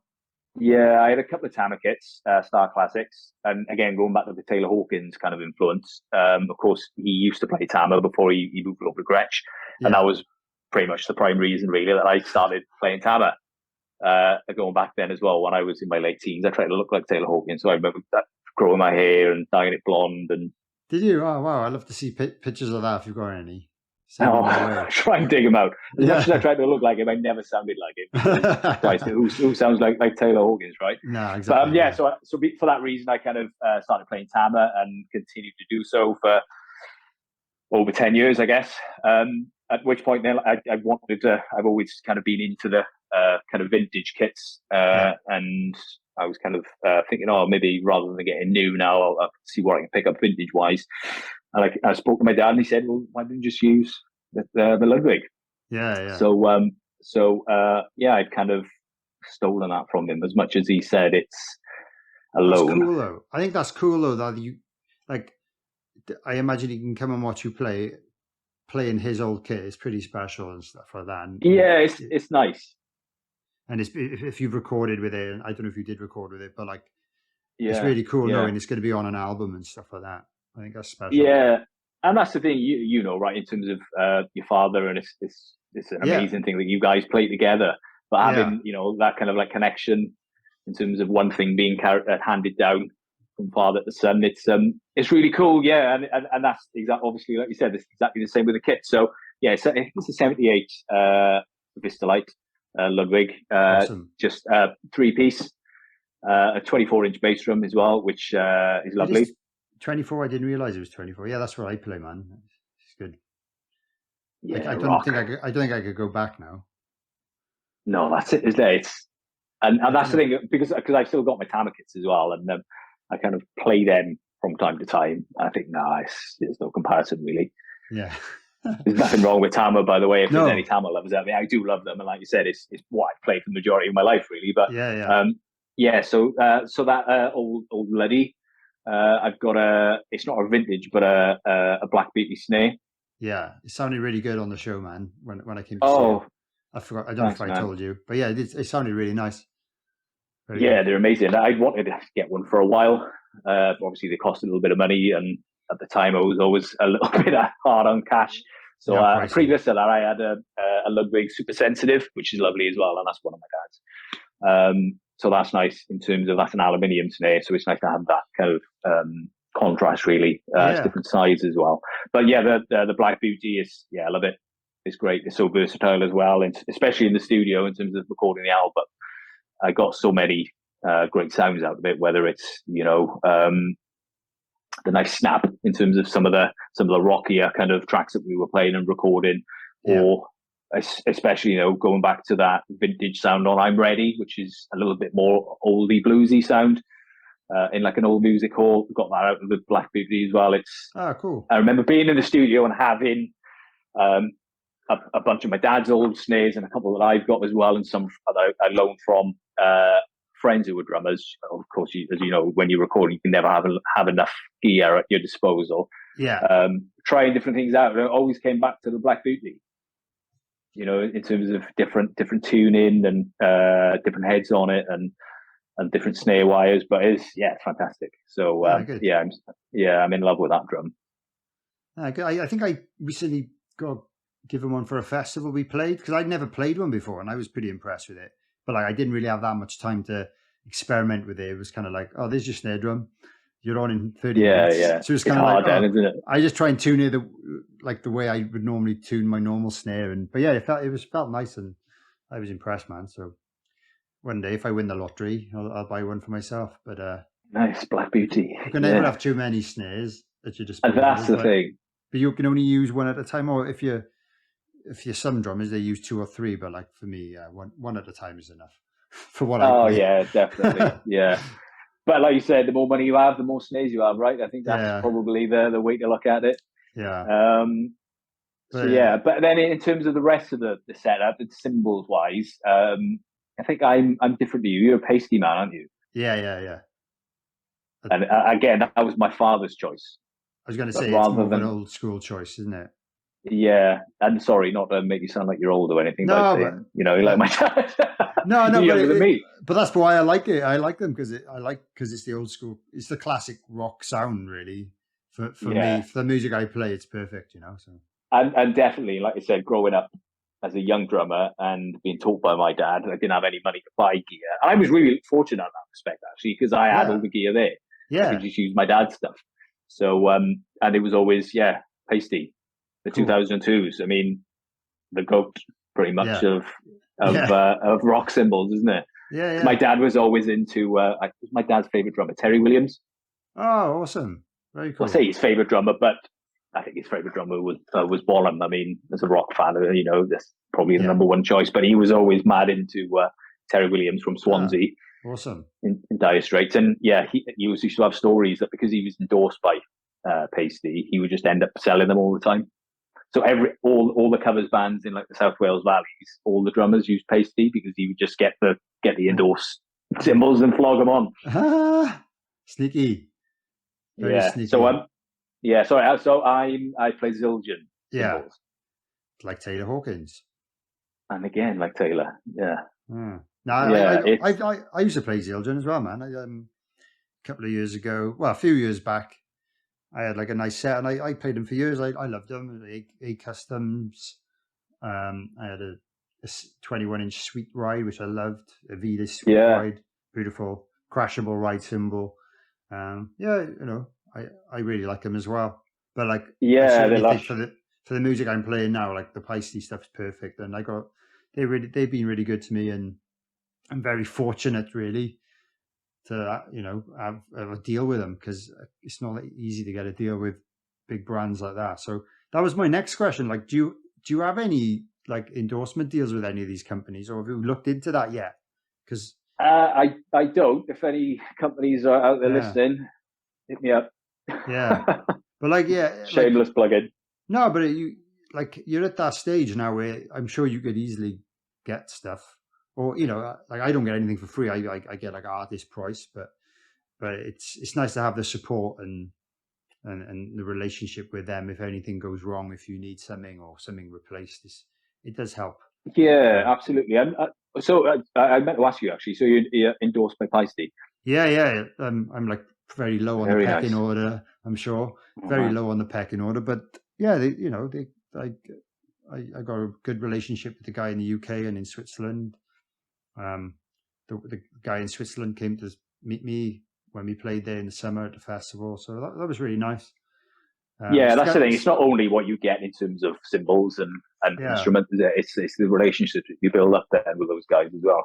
Yeah, and it is nice. It's nice to have that, and I'm sure a lot of other drummers, this drummers I've had on this show, and I know they're really, really friendly with their artist relation guys, and like hang out with them and socialize with them and stuff like that. So none of them really live local to me, but I'm sure we'd have fun if we ever did that as well.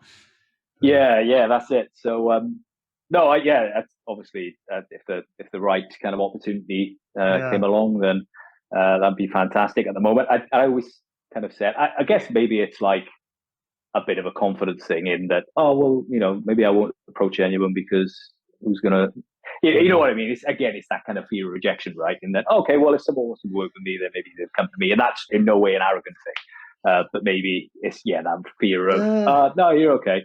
I think there's so many drummers about now, and I think you're more likely to get approached by smaller companies, as in they're the ones that are out there looking for artists. Where I think really, if you really the brands you play are all kind of premium, kind of well-known brands. I think those companies, from my experience, you've got to go asking them, but you've got to big yourself up and do it at a time where you've got loads of cool things going on. But like you have done, I'm sure you would be in a good position, if you wanted to approach Sildren or someone like that.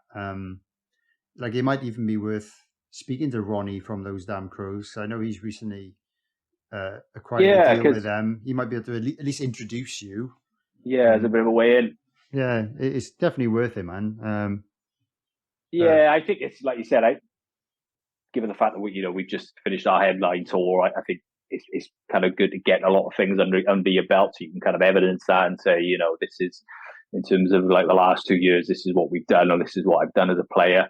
Yeah. So I kind of puts you in a better position really to potentially get something. But I always kind of thought, like I said, I always go, I got all the gear that I need, so I'm not in any hurry to get something new. But then I keep buying new stuff, and I think, see if I had an endorsement deal, then I wouldn't have had to spend all this money. Yeah, you get but a bit, I don't know what it is these days. Depends on the company, like 40% off maybe. It all adds up though. Yeah, because like I said, I play Zildjian cymbals, and for I don't know how long it's been now, but I've always played K's and K Custom. Very expensive. Fantastic cymbals. Yeah. But I bought a few the Constantinople range. Very expensive again. So more expensive again. Yeah, it's another kind of step up, isn't it? And that's Elliot Bennett's fault.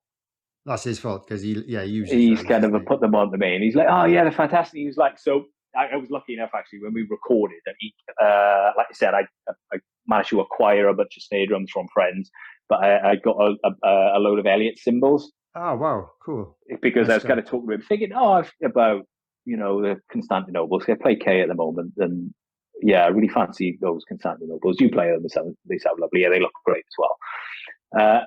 And he said, "Oh, just take these then," because he's got like a ton of gear. And he's like, "Oh, have them for as long as you need." So I ended up using a load of his cymbals on the record, the studio, which is really nice of him. He is a legend. Yeah, he's a great guy.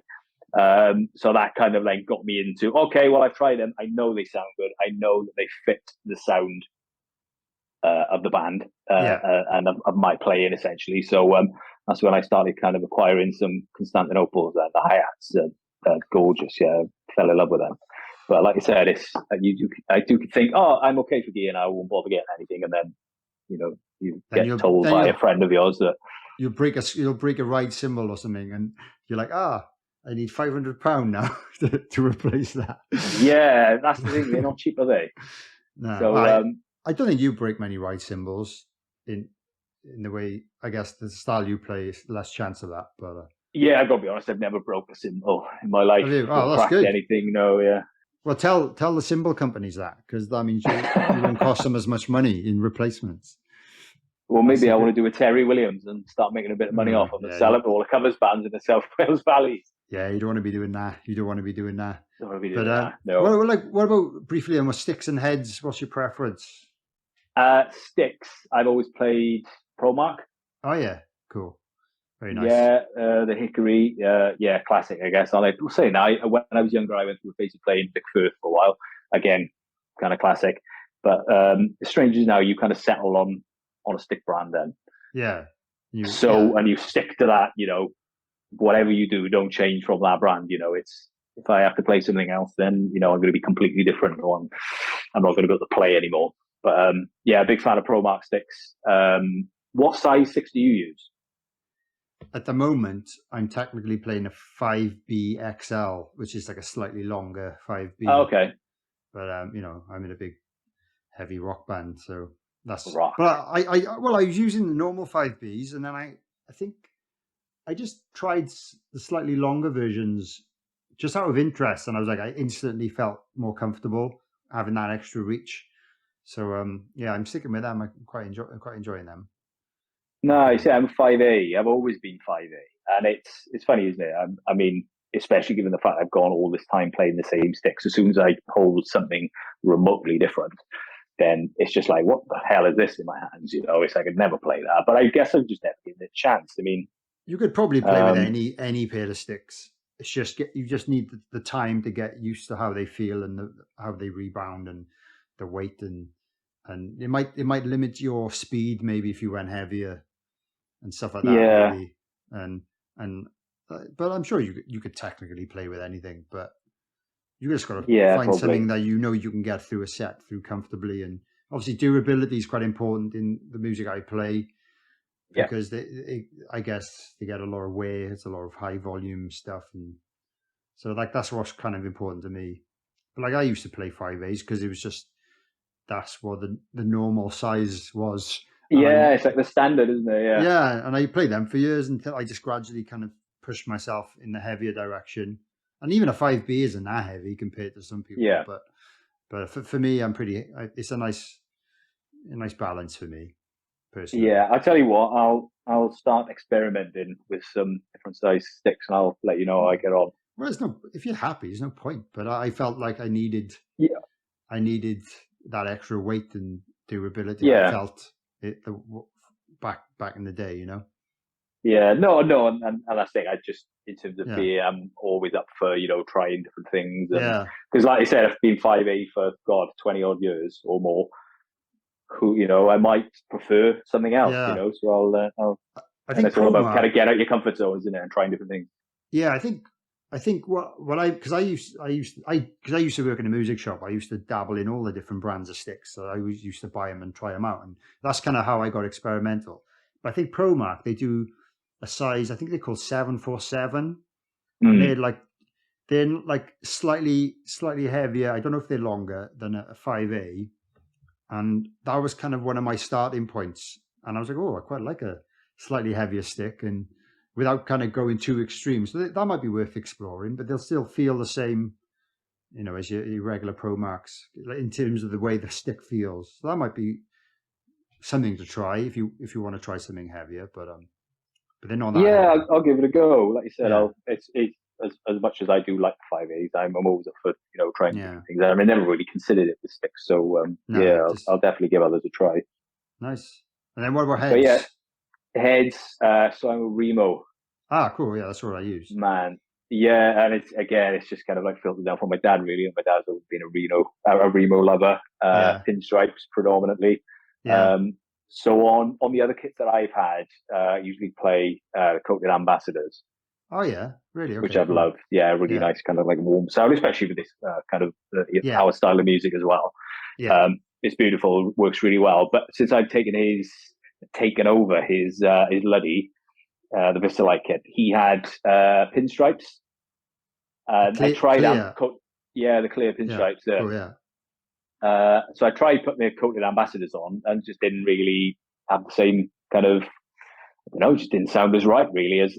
And maybe it's because I was used to that kit with with the pinstripes on, the clear pinstripes. But I kind of reverted back then to, Dad knows best, I guess. Well, but that's something I'd like to say that is important. I think you can have a preference, but not your preference isn't always the right choice for that shell. And it's the same with snare drums as well. And that's something I've noticed over the years.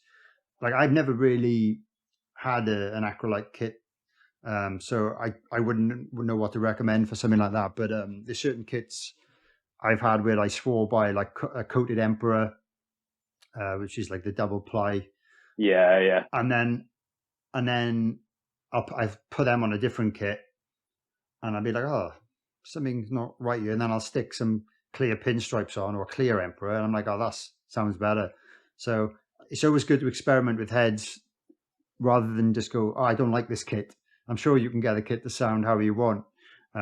Likewise with snare drums, there's so many different materials and sizes of snare drums that it's not like one head is the best, or like you're more likely to find something different that works for that snare that might not work on your other snare. So it is always good to experiment. And that was like you said, in terms of experimenting different sounds with that, the Black Beauty when we were recording.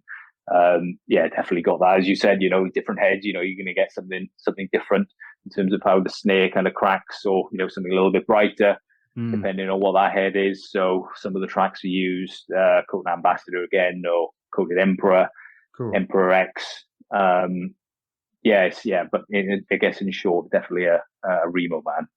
Yeah. I think like they're all good. All the bloody head companies are great. Yeah. For me, it's always worked for me. So I don't see the point in really going too far away from it. And it's a classic sound. So yeah, can't go wrong with that, man. So I love it.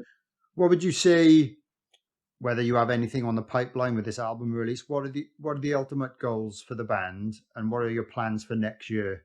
Have you got anything you can tell me about? Oh yeah, what can we divulge at the moment? No, it's in terms of the short term. Like I said, the album comes out this Friday, so all time and all attention at the moment is very much geared towards that. It's been a hectic year really, because we're not signed to a label either. We've been doing everything.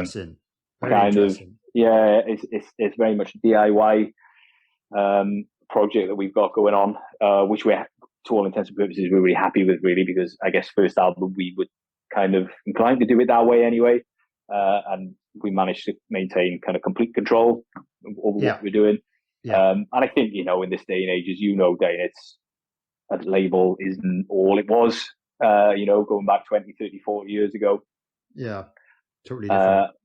The industry has changed, right? And that so many bands are doing it in terms of the DIY route, or getting kind of label service deals, that kind of thing. So they're able to just get elements that you would normally get from a record deal, in terms of what suits your band, in terms of maybe what you're lacking in terms of your own particular project, to give it the boost it needs. But it's been super hectic. So towards the end of the year, we've got the Frampton short tour coming up at the beginning of December, off the back of the album, obviously, which is coming up this week.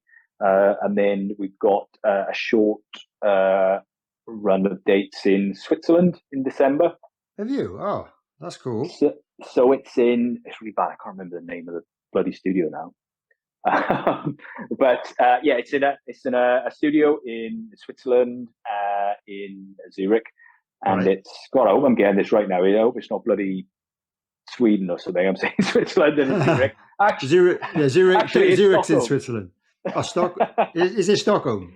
No, sorry. Oh, no. It's Switzerland. It's Zurich. I was there last week. Oh, were you? Yeah. On the tour? How was it? It was awesome. We're still trying to build in Switzerland. It's difficult, but it was a very smallest venue of the tour. It was rammed. It was one of those ones where it's only a small stage, not very high, and the whole room is just full. So it might not have Yeah. been great for people standing at the back. So I do apologize, but that's the way it was. But it was a cool show. And what's really interesting about that particular venue, I think it's Switzerland as a whole. They have like really strict dB limits.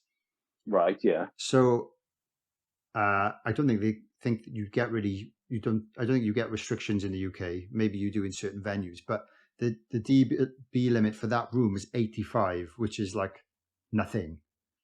So it was really interesting for me because I actively played quieter on purpose. Okay. And like I was going to do it anyway, but our sound engineer said, "Oh, it might be good if you can hold back on the ride cymbal a little bit during the guitar solos." And I was like, "Okay, well, I was going to do that anyway. Shall I hold back in general? Because I'm sure that will help you as well." But being the loud, heavy rock band that we are, it was interesting, and I quite enjoyed it because I didn't get as tired. Because I wasn't playing as hard for the entire set. Like I was consciously thinking about it.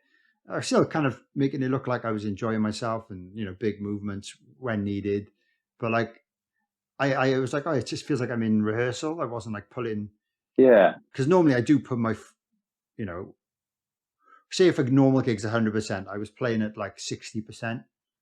Okay. Yeah. But I don't know but that might affect you in certain venues. But I think in Switzerland, you've generally got to keep quieter. But you might be okay because you're not as loud as us. Yeah. I guess you didn't even need to shower after that gig.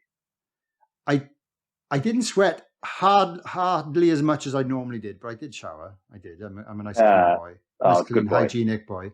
But yeah, my top wasn't as sweaty as normal. Normally, I was going to say, are you a sweater? Yeah, of course. Yeah, it's horrible, isn't it? Well, yeah, it's horrible. It's great at the same time. It's great. It's gross, but I think if you come off stage as a drummer and you're not sweaty, in general, you're not. You're doing something wrong, or there's too much air conditioning. Yeah, exactly. We got a dB limiter on it as well. Yeah. Yeah, but that should be cool. So, there's a few shows. It's not shows essentially. So it's in a studio, but it's almost kind of like a studio venue. So it's only a small, intimate kind of setup. I'm not sure exactly what the capacity is, but limited numbers. But the show is recorded, and then it's pressed to vinyl. So those who are at the gig have a record to take away. That's amazing. Yeah, so that should be good fun. We've never done anything like that before. I've never heard of anything like that before, to be honest. So we've got three shows in that studio over the course. I think it's only a long weekend, really. But it should be a fun experience. Like I said, we've not done something like that before. So we're looking forward to that. And being in Switzerland, lovely place. Yeah, it's very expensive, but it's expensive if you're not Swiss, I think. Yeah, it's true. I think if you're Swiss and you've got a job in Switzerland, you're okay. Yeah, I ain't Swiss. No. Unfortunately. Well, what did I pay the other day? We got given a 20 franc buyout to go out and buy dinner. And I was like, oh, that normally that's more than enough. But I did spend more than 20 francs on one kind of burger thing and a milkshake while we're talking about it, a vegan place in Zurich. Because I know I was just going to say that's why it costs so much, because it's vegan. No, I don't think so. I think it was just generally really expensive. But it was awesome actually. A place called Unmeat. Yeah, so if you're there, search Unmeat, and it's 100% vegan place. Really cool. But I'll Google it. You're going to be paying about 15 francs for a main, unfortunately. But I think it's the same anyway. You probably pay that or close to that for a McDonald's. You probably pay 10 for a McDonald's or 12 for a McDonald's. So that's in December, and then obviously it'd be nice to get the end of the year and have a little bit of time off, because things have been a little bit kind of frantic over the last 12 months or so. And then looking ahead to next year, we've got a couple of gigs lined up for the start of the year. So we're playing Winter's End Festival. Oh yeah, you did that this year because we played. Yeah, of course you were there. Yeah. As were you. Yeah. So that's cool. They've asked you back. That's obviously, well, they obviously enjoyed you guys, and you went on not really classic rock. Yeah, that's the thing. And again, we were a little apprehensive about playing there because it's classic rock, and we're not essentially that, because like I said, it's probably more blues, kind of soul, guitar based rock, if that makes sense. But yeah, we loved it. Yeah, we had a great time, and we seemed to go down well, and we made some friends there. So you did. But I think in that kind of lineup is perfect because it kind of breaks it up a little bit from maybe more classic rock bands. And at the end of the day, most classic rock is based around blues anyway. So I think everyone appreciates it, and all the guitarists in those bands obviously generally influenced by kind of the blues guitar. So it works really well, I think. Yeah, cool. So so we're looking forward to that. I think that's down in Wales this year, so that'll be fun. Oh, awesome. And then around about springtime, so we're currently working on our next tour, headline tour. So it's going to be a little longer than what we've just done. It's going to be more European dates. Nice. So that's what we're kind of working on in the background at the moment, trying to get that all kind of lined up for next year. Watch this space and check. Is it the Cardinal Black? Is that where you are on most of the social medias? The Cardinal Black, I think I noticed. Yeah, it's Cardinal Black. Somehow was already taken, so we had to stick a there on the beginning to actually bag one for ourselves. So Instagram handle the Cardinal Black. Yeah, I think it's the same for Twitter. Cardinal Black on Facebook, and then cardinalblack.com. Yeah, and then the website. So so keep an eye on that for the future dates, because I reckon it's going to be one of those tours that sells out quickly. So if you want to get a ticket, you want to get on the ball. I think a lot of bands are somehow announcing gigs and they're selling out immediately. So that's good to be if you're in one of those bands. But it's hard if you're a fan. Yeah, definitely, man. It's hard, isn't it? And talking about like gigs that just sold out. Trying to get Blink-182 tickets, and did you? Have a chance with that. What are your thoughts on that, out of interest? Because I'm a bit of a fan. The kind of Tom DeLonge being back in the band.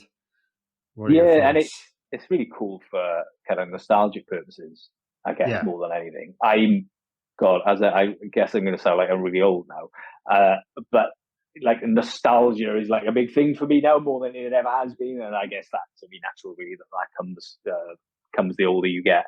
But obviously, they haven't done anything for a while, and for that to just come out of the blue, and especially with Tom DeLonge back in the band. I was a massive Blink fan when I was younger. I was in college and uni, and the young drummer. Yeah, I was always a Travis Barker fan.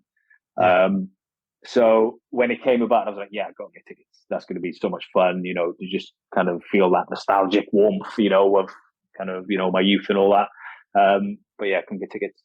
Yeah, I know. And I think they're like selling on the reselling sites for like triple the price and all that, from what I've heard. I haven't actually looked into it myself because I'm not one of these people that kind of, I have done it, but it's not something I enjoy. It's kind of waiting in line to buy a ticket for a year away that I probably will end up playing a festival and I can't go to myself anyway. Because that's how it's gone lately.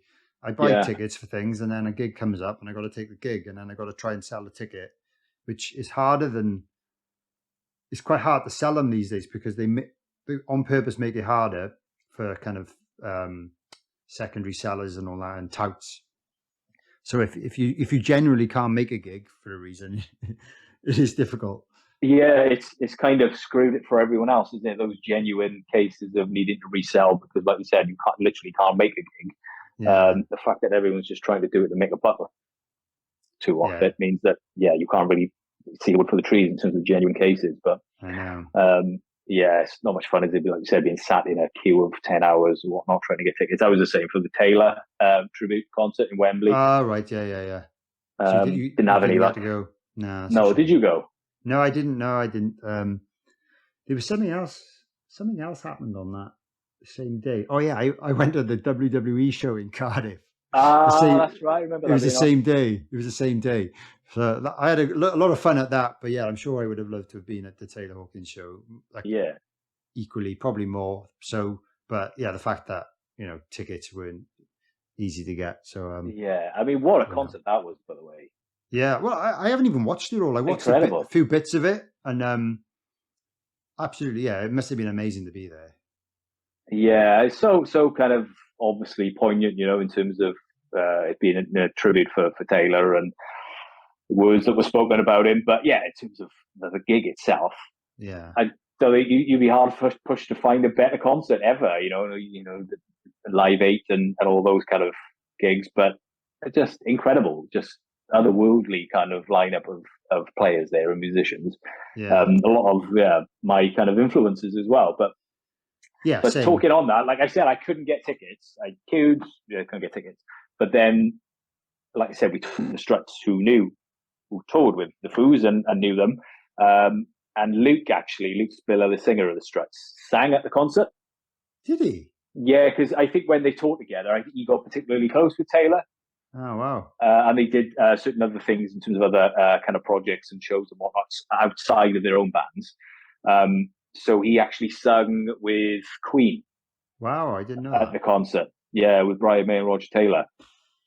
Yeah, but anyway, because of that, when we were on tour with the Struts, I was like, speak to Geffen, I was like, I couldn't get tickets for the Taylor tribute because they were obviously going. I said, if you're able to get your hands on any tickets, let us know. And he's like, yeah, no worries, to see what I can do. And then right at the last minute, text saying, yeah, I've got 2 tickets, but I couldn't make it.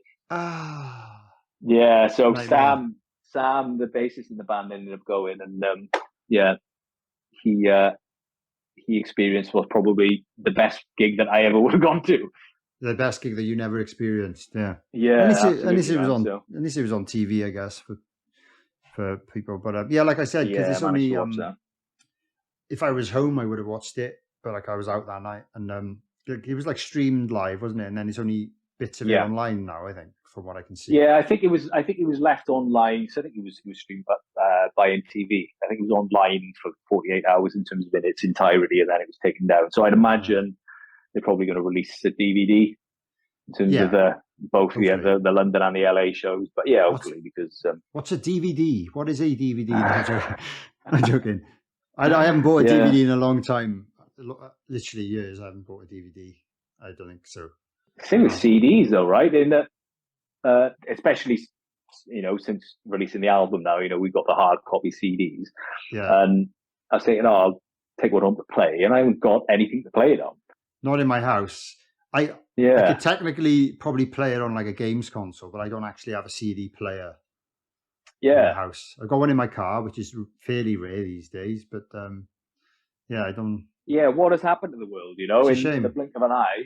Yeah. CD players have just disappeared, and things have changed so much. Which and I guess there's nothing wrong with that. It's just the ever-changing world of kind of music, or the world in general. But I did used to enjoy having racks and racks and shelving units full of CDs. I guess it was the same with vinyl, right? Yeah. Just something about it just looked great, didn't it? Yeah, it looks cool, and it just that was the only option at the time. But I think vinyl out sold CDs last year is just coming back around. But I'm not saying I'm particularly into vinyl. I've got a really crappy player, and maybe 15 vinyls. Most of them are Motorhead vinyls, still in the wrapper. Some of my own. Oh wow, cool. Band, my own band. I don't really play them, but they're nice to have. Yeah, that's the thing. I frame them more than I play them. You probably see from. Oh, nice Police, nice. Yeah, what a drummer.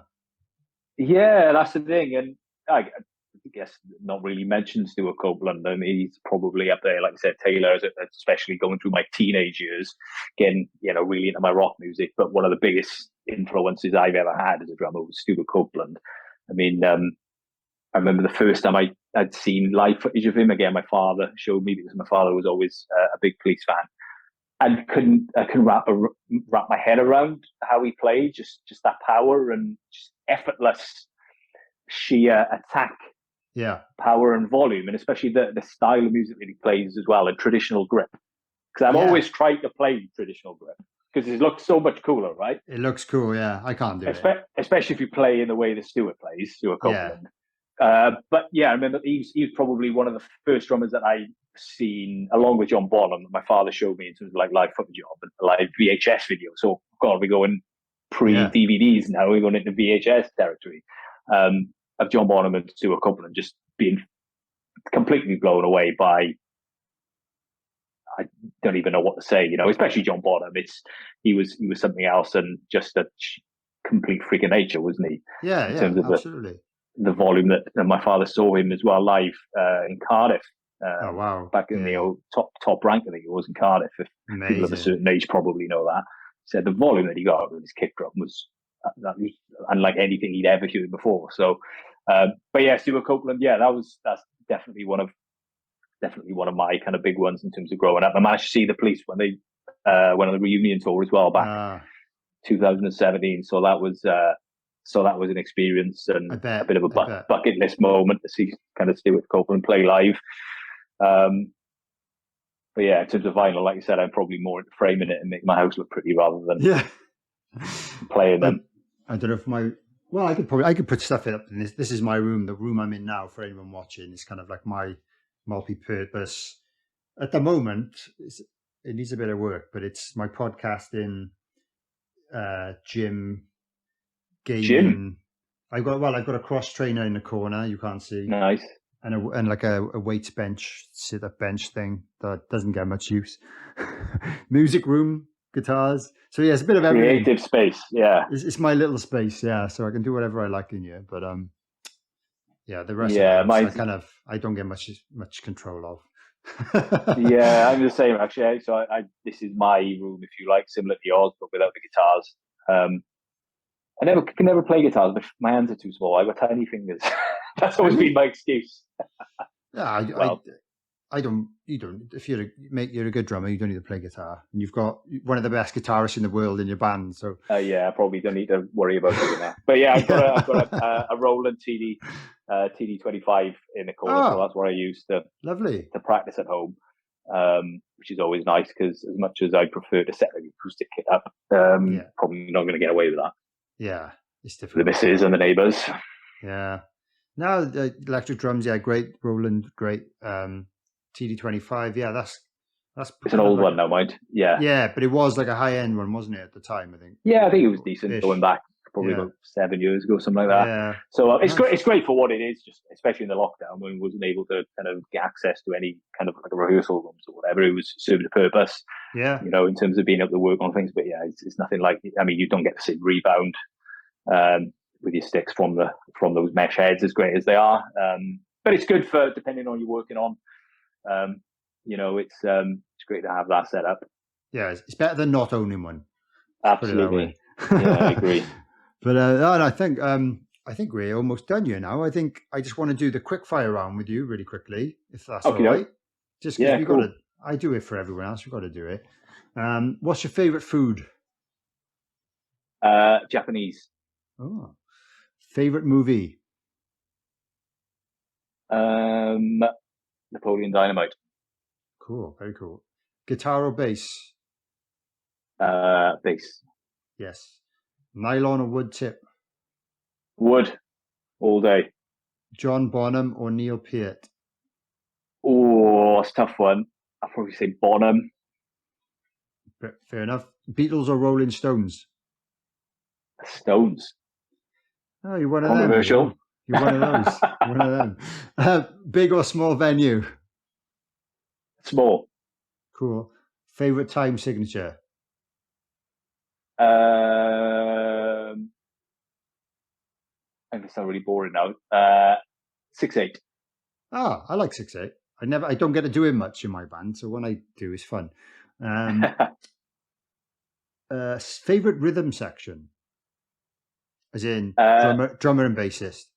Oh, okay. Cool, that's a tough one. It's funny, isn't it? Because you think, favorite drummer, favorite bassist, but in terms of putting them together. Yeah, like someone that's two guys or girls that are in a band together. I'd probably say Pino Palladino and Steve Jordan. You can't really John Mayer trio. You can't really beat that, can you? Amazing. Name an underrated band that's not Cardinal Black. You're not underrated, but I mean, this is if you've got a mate's band or some band that maybe people might not have heard of that you recommend. Oh, put me on the spot now. That's the idea. Oh, I'm going to say the Vega Bodegas. Oh yeah, I've heard of them. Have you heard of those? So Nathan, the drummer, sorry to stop the quick fire round. He's best mates with Chris, and he's our tour kind of legend and crew member and drum tech kind of fantastic guy. But he's the drummer of the Vega Bodegas, and they're wicked. I think my brother recorded them. I think they recorded at my brother's studio. Okay. I think so. But yeah, they're really cool. Actually, very well. Go and listen to them. Yeah, check them out. Favorite album of all time? Oh, man, that's hard. It's a lot of albums. There's a hell of a lot of albums.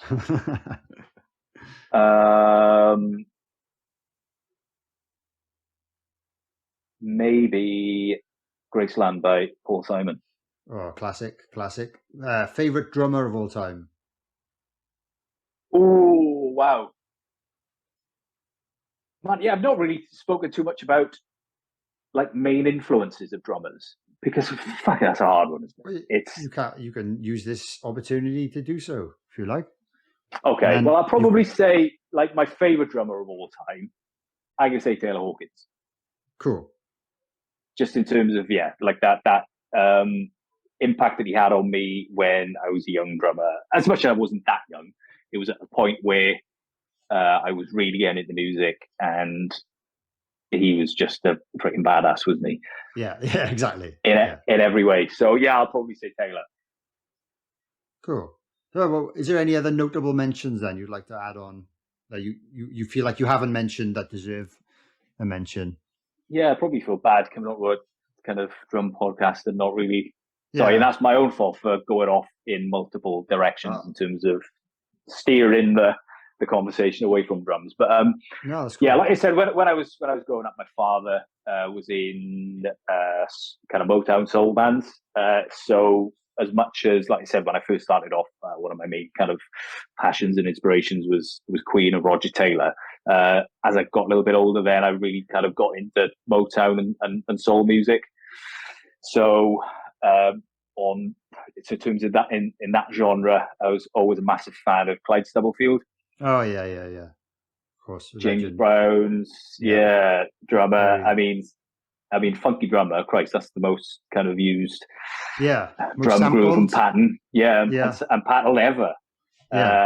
So at the time, I remember kind of listening to, getting into listening to James Brown and Otis Redding, Aretha Franklin, Wilson Pickett, all that kind of stuff, and not really knowing who the drummers were, because obviously that was almost like a bit of a bygone era to me being in the 90s, and the main thing kind of being Oasis and Nirvana and that kind of thing. So you always had these really understated, like super tasty drummers playing with the likes of James Brown, like I said, Clyde Stubblefield and Al Jackson Jr. We used to call him the human metronome. So I never really kind of like got into those drummers at the time, but always loved it because, and that was something that my father always kind of instilled in me, especially that genre of music, in terms of less is more. Name of the podcast as well, drum for the song, right?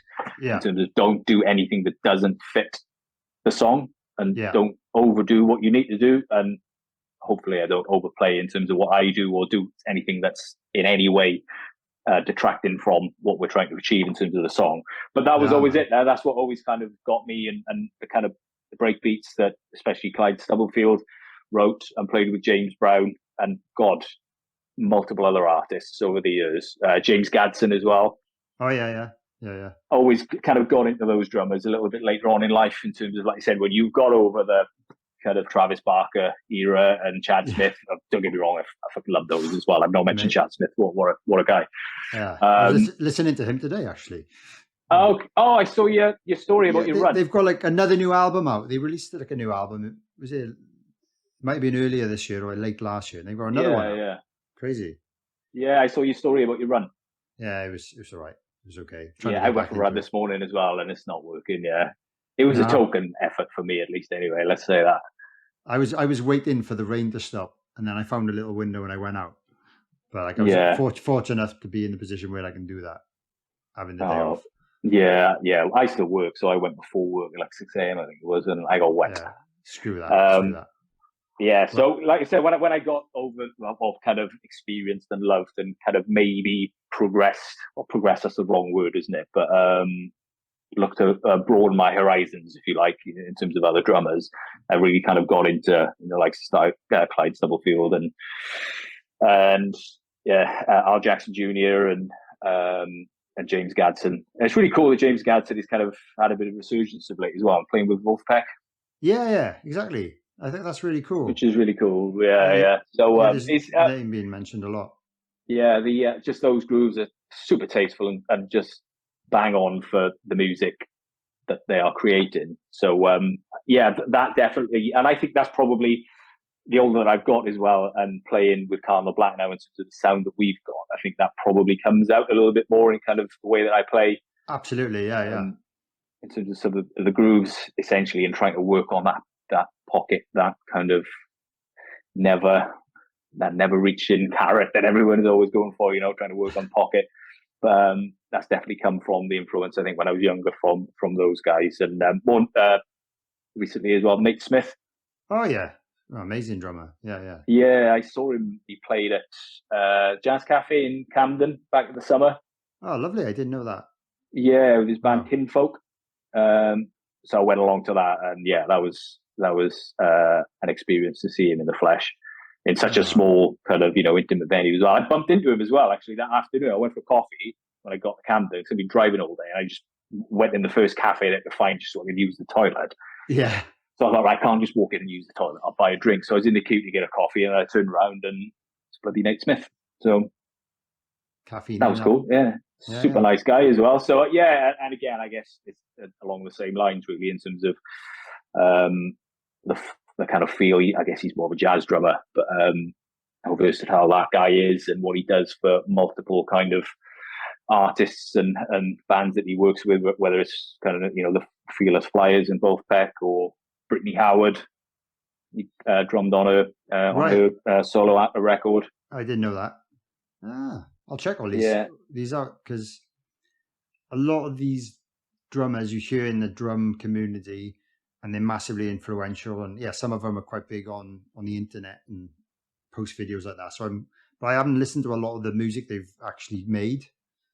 So I need to kind of revise a lot of this stuff.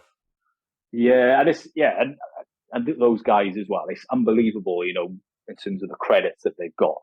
Yeah, and what they've played, or what you never would have kind of imagined either. Well, like Steve Jordan, obviously, is another one I mentioned earlier, and I was lucky enough to see him. I went to see John Mayer back about 10 years ago, and it was at the time when he was playing. Yeah, I was probably there. Yeah, I've seen John Mayer with Steve Jordan and with someone else the name has escaped me. Another amazing drummer, but I can't think of the name. Yeah, what a position he's been in. They just call on some of the flipping best drummers ever. Yeah. Obviously, I mentioned Steve Jordan there, but Keith Carlock was his drummer for a good while. And again, he's probably... It might have been, actually. Yeah, it might have been. Yeah, it might have been. I've seen him 3 times, twice in London, once in Cardiff. Did he play in Cardiff?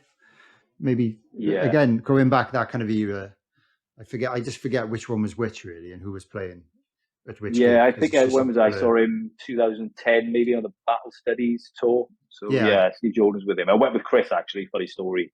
Chris Buck we saw him randomly in Wolverhampton, and we were with Chris being a massive John Mayer fan at the time. We were right down the front.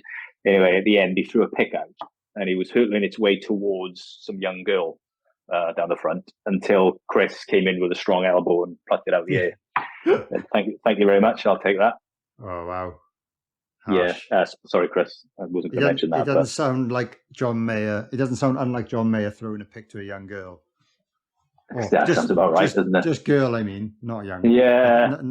But I do like John Mayer. He's one of my favourite guitarists. And me too. Yeah, like that's the kind of thing. If I'm like, right, I want to put something chilled on, I'll just stick a John Mayer album on because it's just pleasing. And definitely, it satisfies everything. It does, and how he's evolved and changed his sound to not to everyone's taste, probably in that. I'm probably, I'd say a lot of John Mayer fans probably think this way, but Continuum was probably the album from John Mayer, with Waiting for the World to Change and Belief. Fantastic, yeah. Which obviously Steve Jordan drummed on as well. From there, I think everyone wanted more Continuum records from him, but he was never going to stay that way. And obviously, he tried different sounds, and Born and Raised, Paradise Valley, obviously slightly different. Let's probably say a lot different to Continuum, but nonetheless, I've always been a massive fan. I've always enjoyed his music. But yeah, Continuum is definitely probably one of my favorite records of all time. Yeah, really.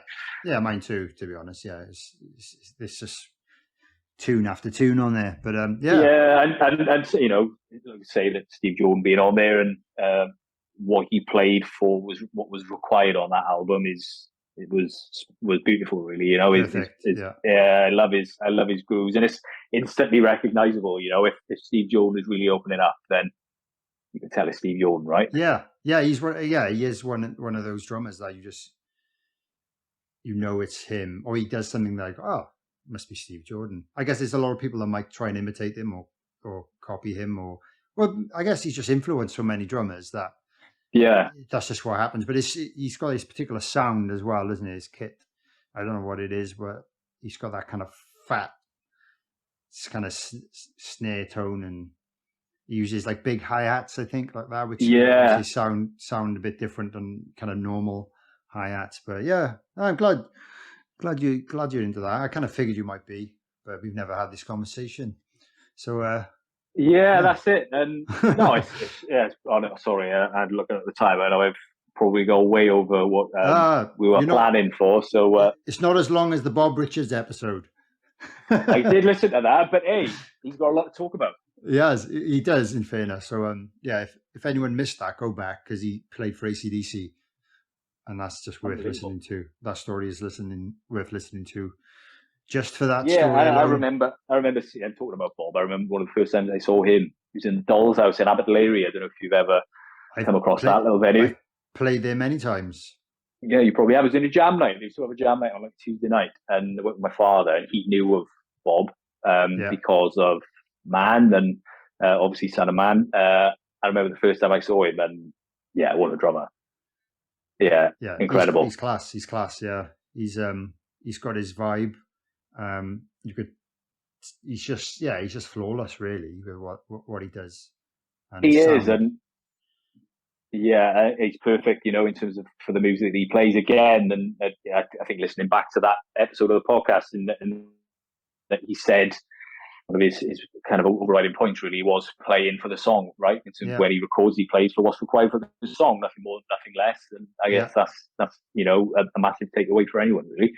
Yeah, so hopefully, you know, I told you before, and when I came to see you in Newport, I said, like, I think you're the perfect drummer for your band, and I think it's because you do that, and I've always had an eye for that, and I enjoy listening to drummers that maybe play a little bit more than they need to, but sometimes, you know, it can be fun, and it can add to the music, but when it comes to just like a song band, I think, you know, it wouldn't work.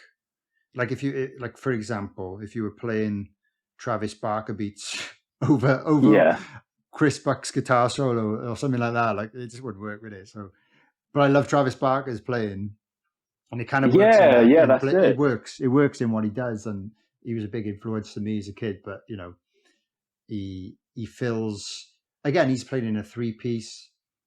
Where the other instruments are not doing that much, so maybe there's a lot of room for that. But and that's the thing in terms of playing with the 3-piece, and it was similar when we were the Tom Hollister trio all those years ago. And when you're playing through with as a 3-piece, there's a definite kind of want or need to fill the spaces, you know, because there's you've only got 3 instruments there, and especially talking about Blink 182 there, Travis, it's. In terms of the music that there is as well, you know, you don't have that many guitar solos. So there's probably more space for him. Well, no comment. Yeah, no comment. Okay.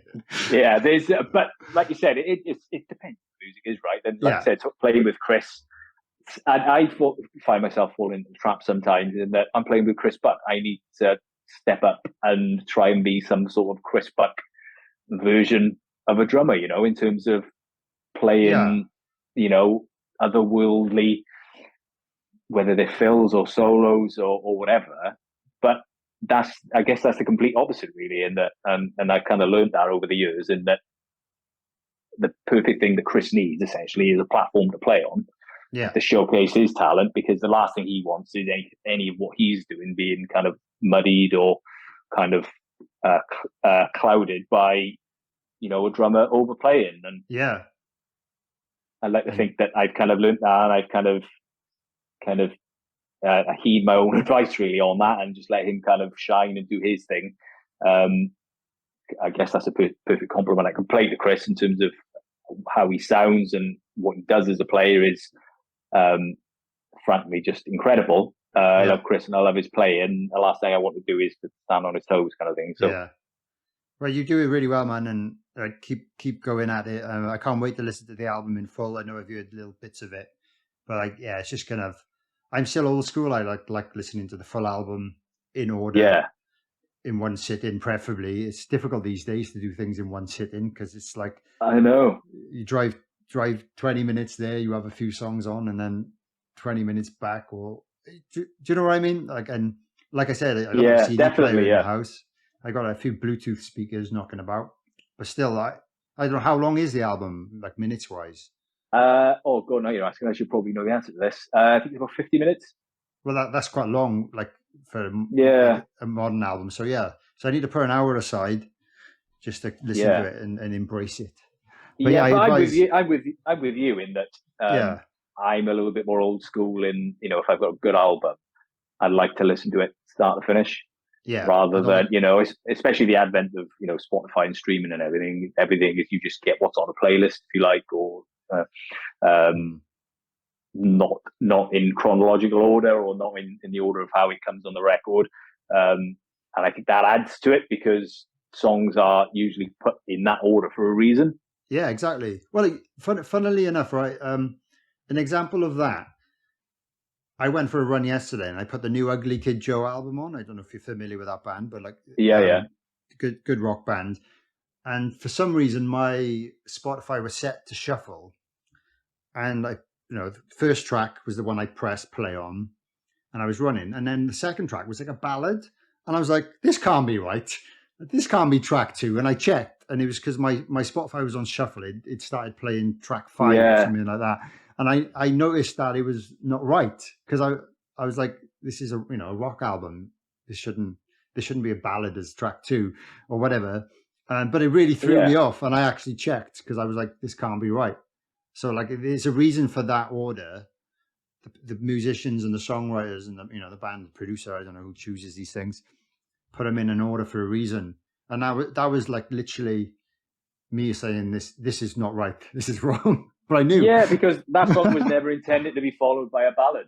Yeah, exactly. And that's why, like you said, it was on the record in that order. And and don't get me wrong, I'm guilty of that at times, because how busy life is, especially the older you get, and families and various other things going on. It's difficult to find, like you said, 50 minutes, an hour to actually sit down and be able to listen to an album from start to finish and really kind of zone out listening to it, rather than passive listening, because whether you're working or cooking or doing anything, a lot of the time I'm listening to music. It's passive because I'm focusing on doing other things. Same. It's great to have the time and the space to just kind of sit down, sometimes in a dark room, as weird as that sounds, even with headphones on, and really appreciate an album from start to finish. So But I think yours is one I definitely want to do that too, and it's very rare that happens. But right, to finish off, you have to do the dream band question. So so dream band, if you could create your own dream band with yourself on drums, using members that are dead or alive, they could be dead or alive, but no members of Cardinal Black, who would you have playing the other instruments? Okay, let's think. On bass, I'd probably have Pino Palladino. Cool, great. Freaking love Pino Palladino. Yeah, he's amazing. I just played with everyone. Yeah, literally everyone. Yeah, the guy's a bit of a freak on bass. So Pino on bass, guitar, probably Derek Trucks. Oh yeah, amazing player. Yeah, big fan of Derek. It's probably going to be a toss up between him and John Mayer, but I'll probably have them both. In Derek's. Have two guitarists. Put John on rhythm guitar. He gets enough of the limelight. Yeah. Imagine Derek Trucks on guitar, vocal. Now. Yeah, how do you answer that? Probably Otis Redding. Nice. Okay. Yeah, and in terms of my favorite vocalist of all time, it's probably Otis Redding. Just that band could work together quite well. It might actually. I put some thought into this. You didn't send me the questions or anything beforehand, did you? Of course I didn't. And then on piano, because I'm going to put keys and piano in. Okay. Because of that kind of band. Maybe Billy Joel. Maybe cool. It won't fit with that style of music, but again, talking about my influences from my dad. He was a big Billy Joel fan, and I've been to see him live a couple of times, and he's something else in terms of his band as well. I've never seen him, to be honest. No.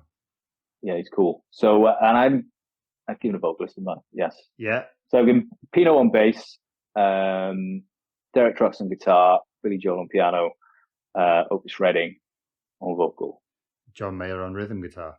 And John Mayer on rhythm guitar. How do you like them apples, John? And yours truly on drums. Yeah. That sounds awesome, man.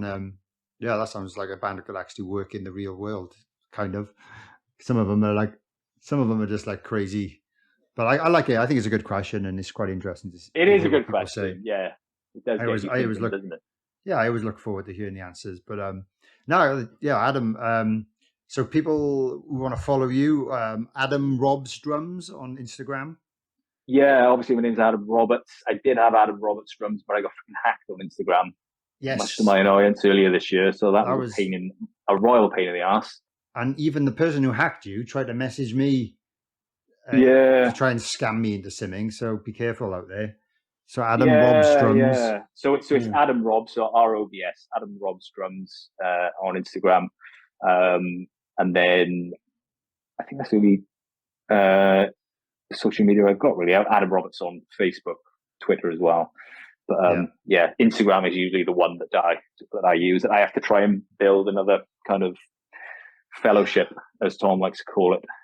I know. I'd be so gutted, man. It happened to my old band, Straight Lines, and we've literally just kind of given up based on the fact that we're never going to get our page back. We tried getting it back from Facebook. We did for like 30 seconds or something like that, and then they managed to rehack. I don't know what happened, but basically Facebook pretty much admitted, saying, we're powerless. We can't do anything to help you now. And we were like, that's more or less what I got from Instagram. Yeah. Yeah. But of course, Facebook, same thing, isn't it? Yeah. It's terrible that like the security, like I don't understand how the hackers can have more power than the actual platform. It doesn't make sense. Surely there's something to just for the platform or like you said, own and administer that platform to step in and shut that down or take away the rights or change any of the details on it. Yeah. You would think that they'd have that within their power, but obviously not.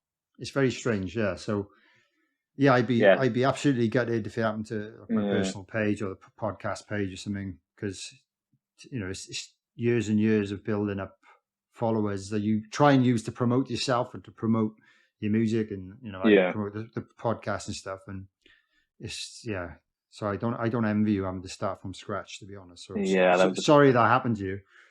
No, that's all right, man. I'll give it a go and build up again. But that's it. Just get Chris to follow our drummer. he's only done that once. I thought we would have at least got one, once a week from him or something. Just give an old buddy a hand. But one day maybe. I know what you mean.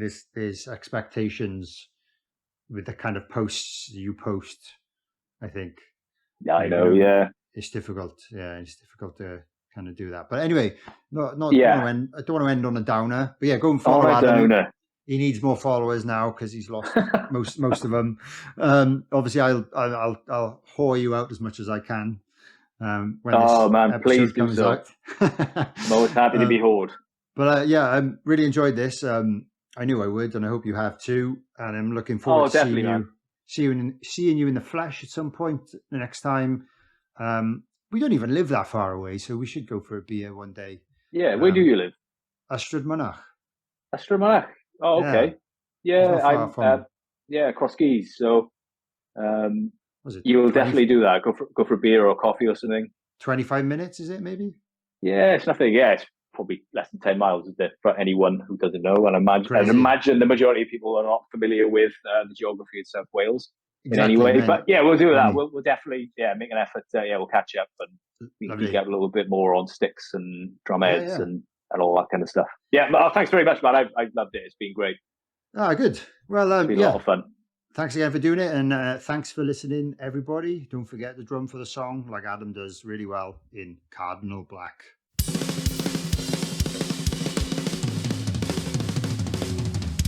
Drum for the Song Podcast. Thanks for listening to this episode of Drum for the Song Podcast. If you've enjoyed this, please consider liking the video and subscribing if you're watching on YouTube, or subscribe and follow wherever you get your podcasts. If you could leave me a review or comment, that would be fantastic too, as it helps other people discover this show. Please also consider sharing this with any family members or friends who might enjoy the content. You can also follow me on social media at Dane_drums or at Drum for the Song, or search for Drum for the Song on Facebook to follow the page and join the official Facebook group. If you'd like to support the podcast, you could purchase some merchandise from drumforthesong.com, or consider supporting me via Patreon from just £3 per month for additional exclusive content like bonus episodes, video calls with myself, competitions, discounts, and much more. Any additional support is always greatly appreciated, but I would like to give extra special thanks to my top tier Groove Master patrons, whose names are listed in the description below. My name is Dane Campbell, and thanks so much for watching or listening this far. If you're a drummer, don't forget to drum for the song.